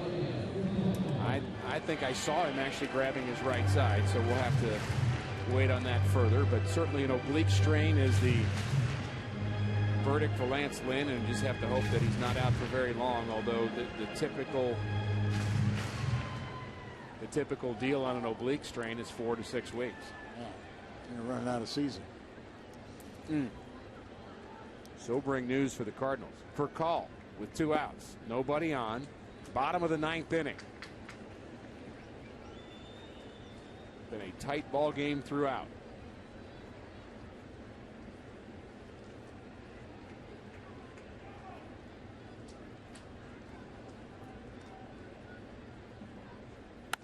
Ground ball, base hit up the middle for call. The Cardinals have a runner in the 9th.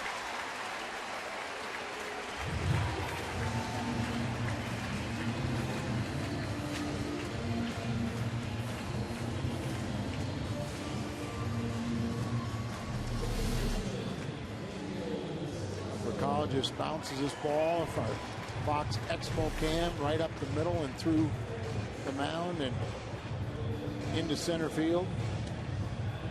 Scalzo, his first plate appearance.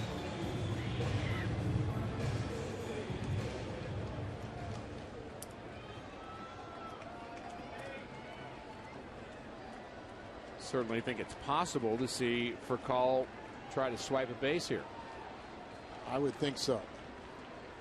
Catcher's not a particularly strong arm. You know, Hawkins is, you know, he's of that stature, the height that usually are, you know, easy to run on. The way he holds the ball on that hip, you know, there's a little time in his get the ball and release it. Not the quickest to the plate. Not going. And a strike at the knees.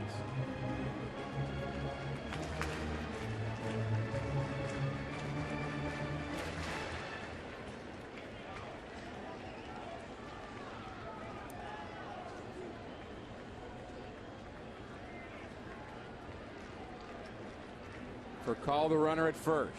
3-3. Bottom of the ninth. Not going. Line drive foul. Watch out.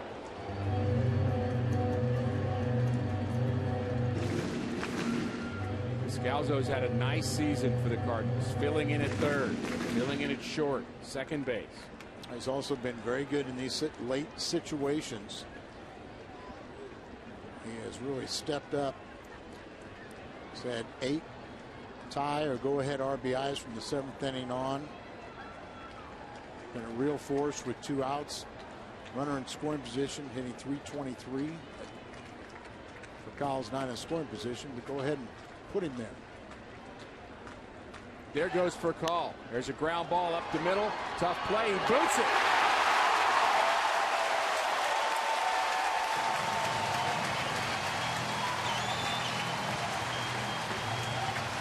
#14th error of the year for Yuniesky Betancourt. And guess who? That's in the bottom of the ninth. Bob Carl goes in there, and by him running, the shortstop gets over into position to make the play. As a runner, you've got to allow the defensive man the opportunity to field the ball. So that's why you saw Kyle slow up and kind of give him the range, and then Betancourt misses it.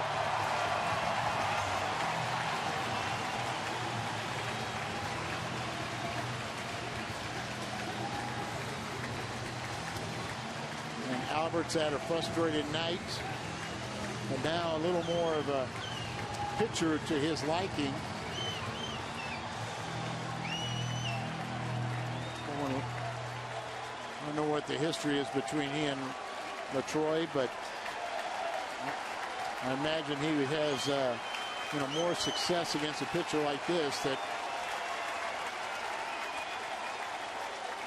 And I guess I'm right. 5 for 11. Doesn't have to be anything but hit hard enough to score. A man from second for call. Crowd is amped up. And a fly ball to right field. Corey Hart comes in and makes the play in fair territory. We're going to play extra innings.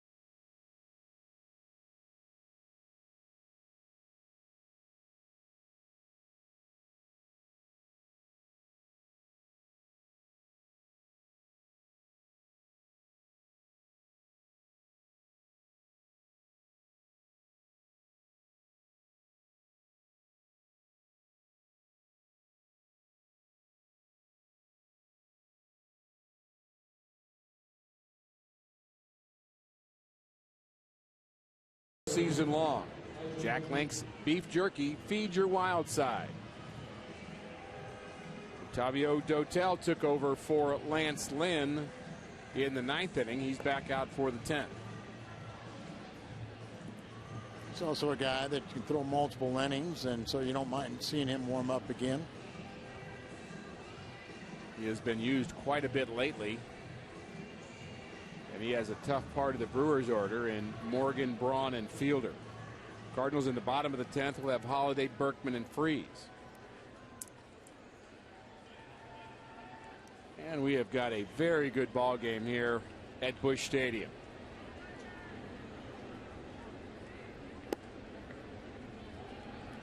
Ball 1 to Nyjer Morgan. He is 1 for 4. He tripled in the 3rd inning.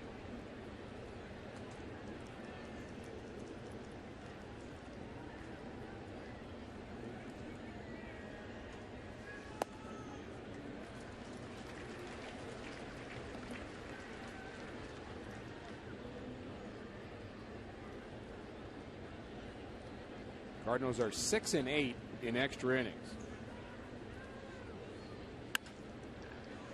Base hit to right.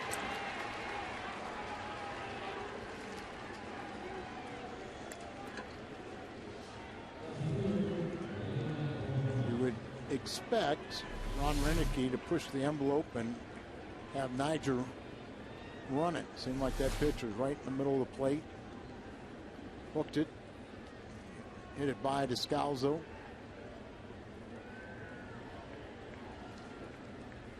Get a ground ball, try and get double play.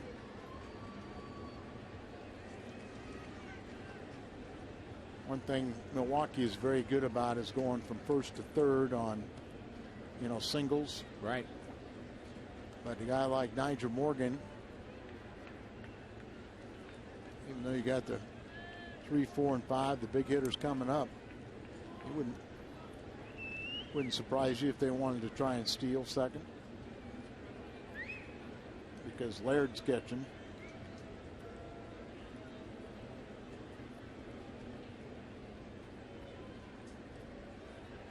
Cardinals still have Terrio and Cruz on their bench. They've used Jay and Descalzo. Morgan, big lead at first, not going. And he pops it up on the right side. Pujols giving chase over by the Cardinal dugout, and he just barely runs out of room. And Adam Wainwright makes the play with his hat.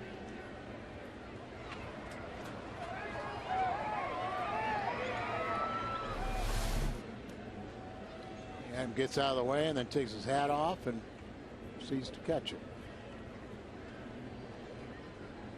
Tony tries to do that. Looked a little surprised he actually made the play. I think so.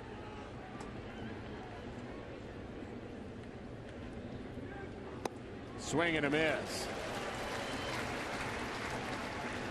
You got the hand strength to hold the hat tight enough. Glove would be a lot easier. Yeah.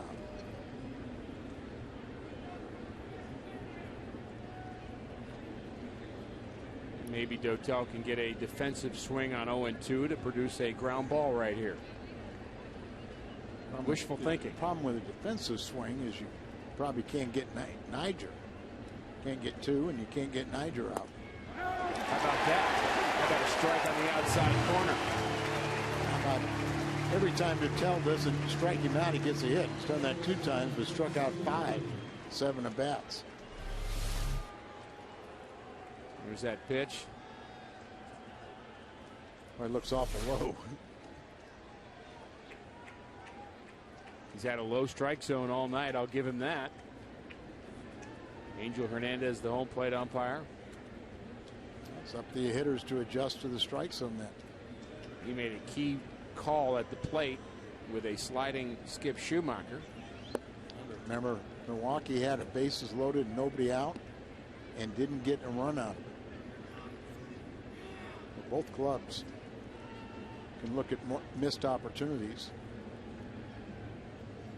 As many games as we see, Al, almost every game's like that, isn't it? I mean, you look back at 2 or 3 things you didn't get done, 2 or 3 things you did get done. Sure. It's always a difference in the game. Jams Fielder. A lot of times it's one club loses the game rather than the other team wins the game.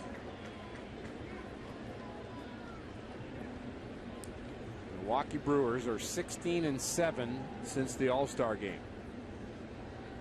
They're as hot as anybody behind Ron Renicky, who's teaching his club how to win. 11 years under Mike Scioscia with the Angels, first year here in Milwaukee. Laird sets up inside. Swing and a miss. One of his coaches I know is a friend of yours, John Shelby. Oh yeah, John Shelby, very good friend. Helps with the outfielders here. Here's this big swing and a miss by a fielder. See if you can get him to get up there. It's almost above the shoulders. You know, he's got a natural left-handed downward stroke, and then if you can get him to swing upward. Ground ball to the right side, and it's a base hit up the middle. And the Brewers are going to have runners at first and third as that ball found a hole between Furcal and Descalzo as Descalzo was playing fielder to pull. And the shift results in a base hit for Prince Fielder. Yeah, see where they're playing right there. That ball would have been eaten up by the normal second base positioning. But putting on the shift, it backfired. There's one out and a lot of pressure on Dotel, but he is a strikeout pitcher, and so is McGee. He's a strikeout hitter. 1 for his last 13. 0 for 4 in this game.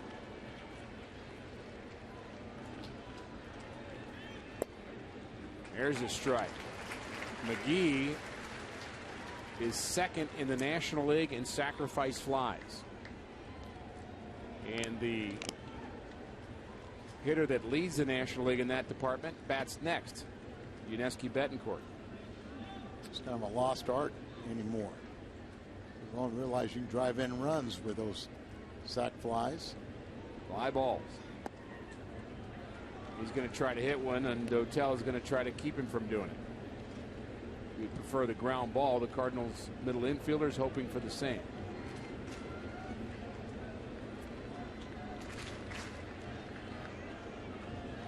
Nigel Morgan's speed, you got to play back for 2. The 1-1. Swing and a miss. Morgan's getting a little frisky leading off of third base too. Laird had a thought of throwing down on Morgan as he is getting a huge lead off the bag after the pitch is delivered. You're trying to hit a fly ball. You know, you're going to go after that ball that's up, but if it's up high enough, you know, all of a sudden it becomes a pitcher's pitch. We've seen a lot of strikeouts up and above the strike zone today. You either get that strikeout or the pop-up with that pitch. But if you get it down, then it becomes a very hittable hitter's pitch. Dotel needs that strikeout here. 1-2 to McGee. The pitch. And it's hit into right field, and it's deep. Berkman is back, and it's over his head, and it's off the wall. The Brewers are going to take the lead. Morgan scores. Fielder to the third. An RBI double for Casey McGee. 4-3 Brewers in the 10th. Casey McGee had the big 3 home run game against Edward Jackson last week, and here 0 for 4, but everyone's going to remember this one. See, it wasn't high enough, and if you don't get it high enough, it becomes a very hittable pitch over the head of Berkman, and lucky only 1 run scores.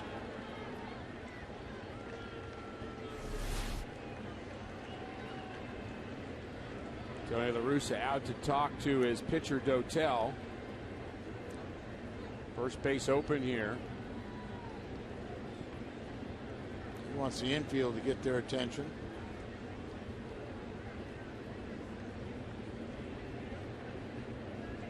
Fielder the runner at third. Casey McGee standing there talking to him, the runner at second base.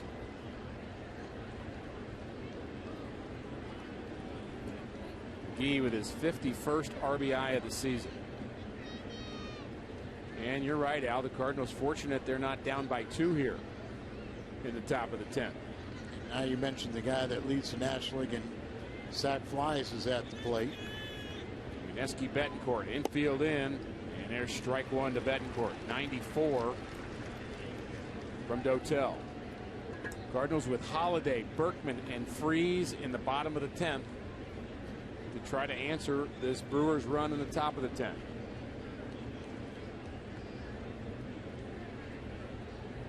Oh, 1.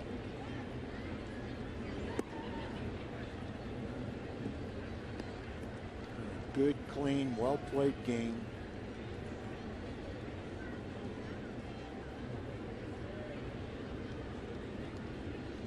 Defense is, they got to deep enough to catch a ball, but want to be shallow enough to where you have some attempt to get the runner at second.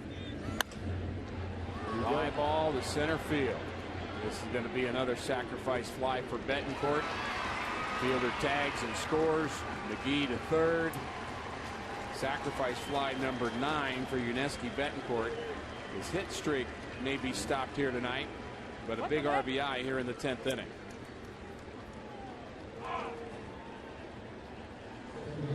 I think he'll trade, he'll trade for this team victory. Contribution to it. Sacrifice the hit streak. Start a new one the next day. Felipe Lopez will try to add on. And he takes strike one. And Ugly got a single tonight. That runs his streak to 30.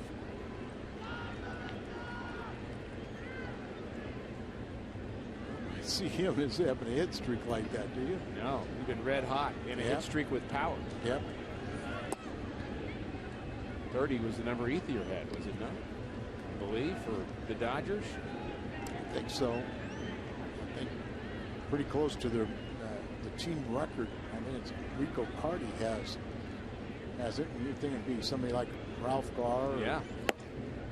Roland Office. Ugla was 1 for 6 and got the hit streak extended. 30, you start paying attention. You know what I mean? Right.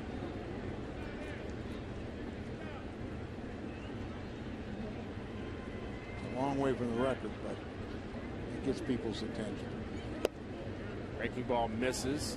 3-1 now to Lopez. Dotel just trying to get through this 10th inning.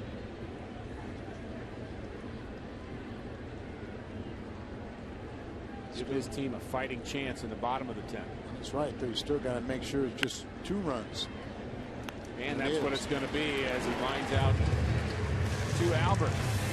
Cardinals need a couple. Matt Holliday to start it off, bottom of the 10th.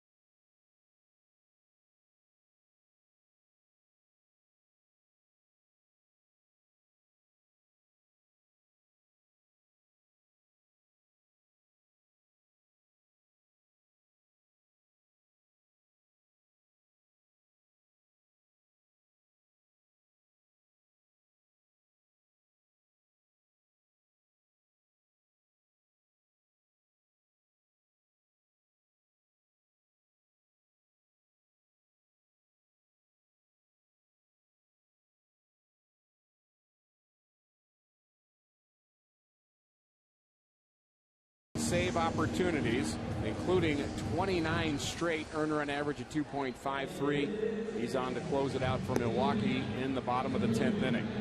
Friday he was named Major League Baseball's delivery man of the month for July, going 11 for 11 in save chances with a 2.57 ERA. But Matt Holliday is ready.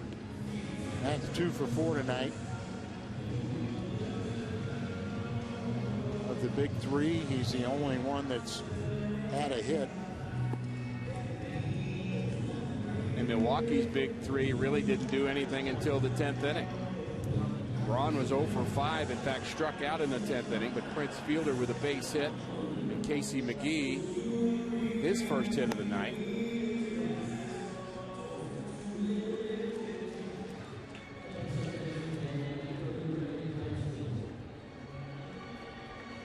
And the Cardinals with a tough chore here in the bottom of the 10th inning. And as a defensive move, they bring in the veteran Craig Counsell, who plays second base. Axford is scheduled to be the second hitter, so this is his only inning. And of course, if it's successful, it's over. The Cardinals are hopeful they can say it's over, but with 3 runs crossing the plate. Axford has a very good fastball. And has really been a good find for them. Really matured late as a reliever. I know he was released at least one time. Following his release from the Yankees in December of 2007, he worked as a cell phone salesman at Walmart and Best Buy. Also worked as a bartender in an establishment near his home in the off season. Now he's one of the elite closers in baseball. Yeah, one of the best fastballs of any bartender I've ever met. But I haven't met probably as many as you have.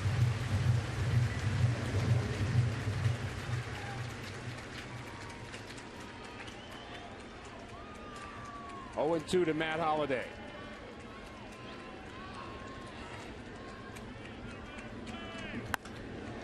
There's a line drive to center field, and it's deep but playable. Morgan in deep right center, out number 1.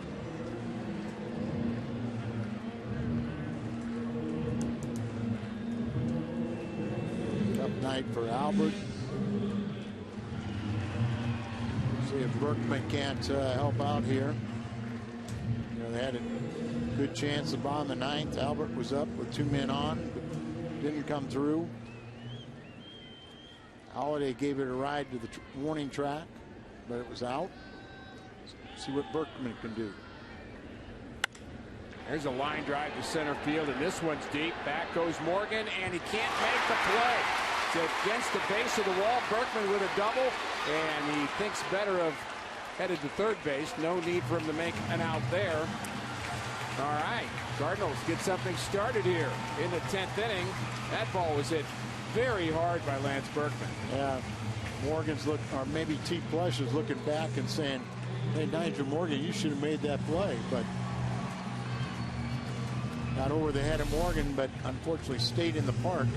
Look at that, right down the middle, and gave it a challenge, and right beyond the glove, he crashed into the wall. Tracks it down, and you're right about Lance thought about going. Morgan doesn't have a particularly strong arm, but you don't want to make that first out of third or the second out of third. You don't want to run into. You're in scoring position now, and really that run doesn't. It gets you 1 run closer, but we need more. I understand that's exactly what the Astros did against the Brewers in a loss in their series. The guy trying to take an extra base with 2 outs when they were down by 2. David Freese is the run that does mean something. If he can connect against Axford, bottom of the 10th.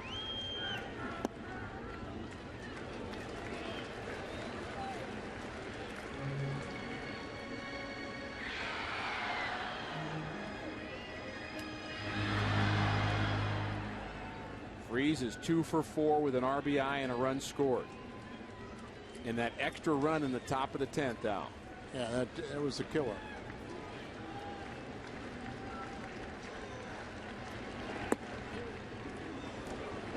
Good breaking ball from Axford. One run is a little easy to say, you battle back and you get that one, but 2 makes it a little tougher. But you're also, David Freese represents the tying run at the plate. This is where the players use that expression, change places with him. Hit a double. He wants to trade places with Berkman. Do that. I'm a little more greedy. I want to see him drive the ball out of the ballpark into the Cardinal bullpen. Sounds good to me. There's a ground ball up the middle. Tough hop handled by Betancourt. He throws out David Freese, and the Cardinals are down to their last out. Terrio will come to the plate.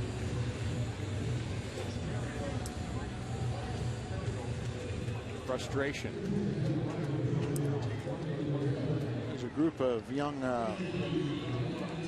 baseball players from Europe that are here tonight. They're seeing a heck of a ball game. They really are. Rally caps employed.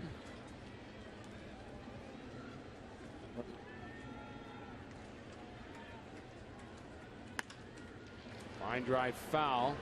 Terrio got a big hit, the game-winning hit. Was it Sunday? I believe it was Sunday. We're in the go-ahead run. Here we'll let him score the tying run. Drive in. I want to get Lance in here. Cardinals down to their last out. 1-1 to Ryan Terrio.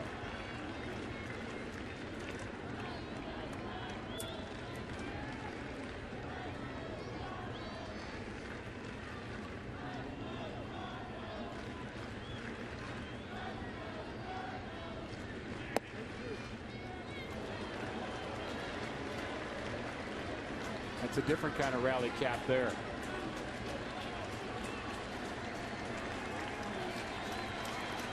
Now they're down to their last strike. Crowd still in it. The 1-2. Whoa. I had a gentleman in the booth that I met last year at the Navy's 236th birthday party. He's 93 years young. Frank Pooh, lives in Columbia, but he was chief petty officer on the Yorktown. And one of our great heroes, and brought he and his son to the game tonight. Saw him on the field and down up in the booth, and we got to bring him. We got to bring this game a victory to Frank.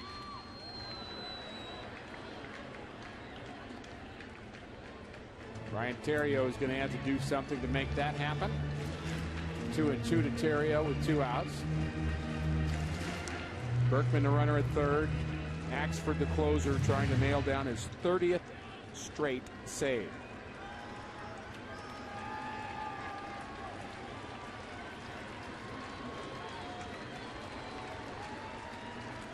The 2-2.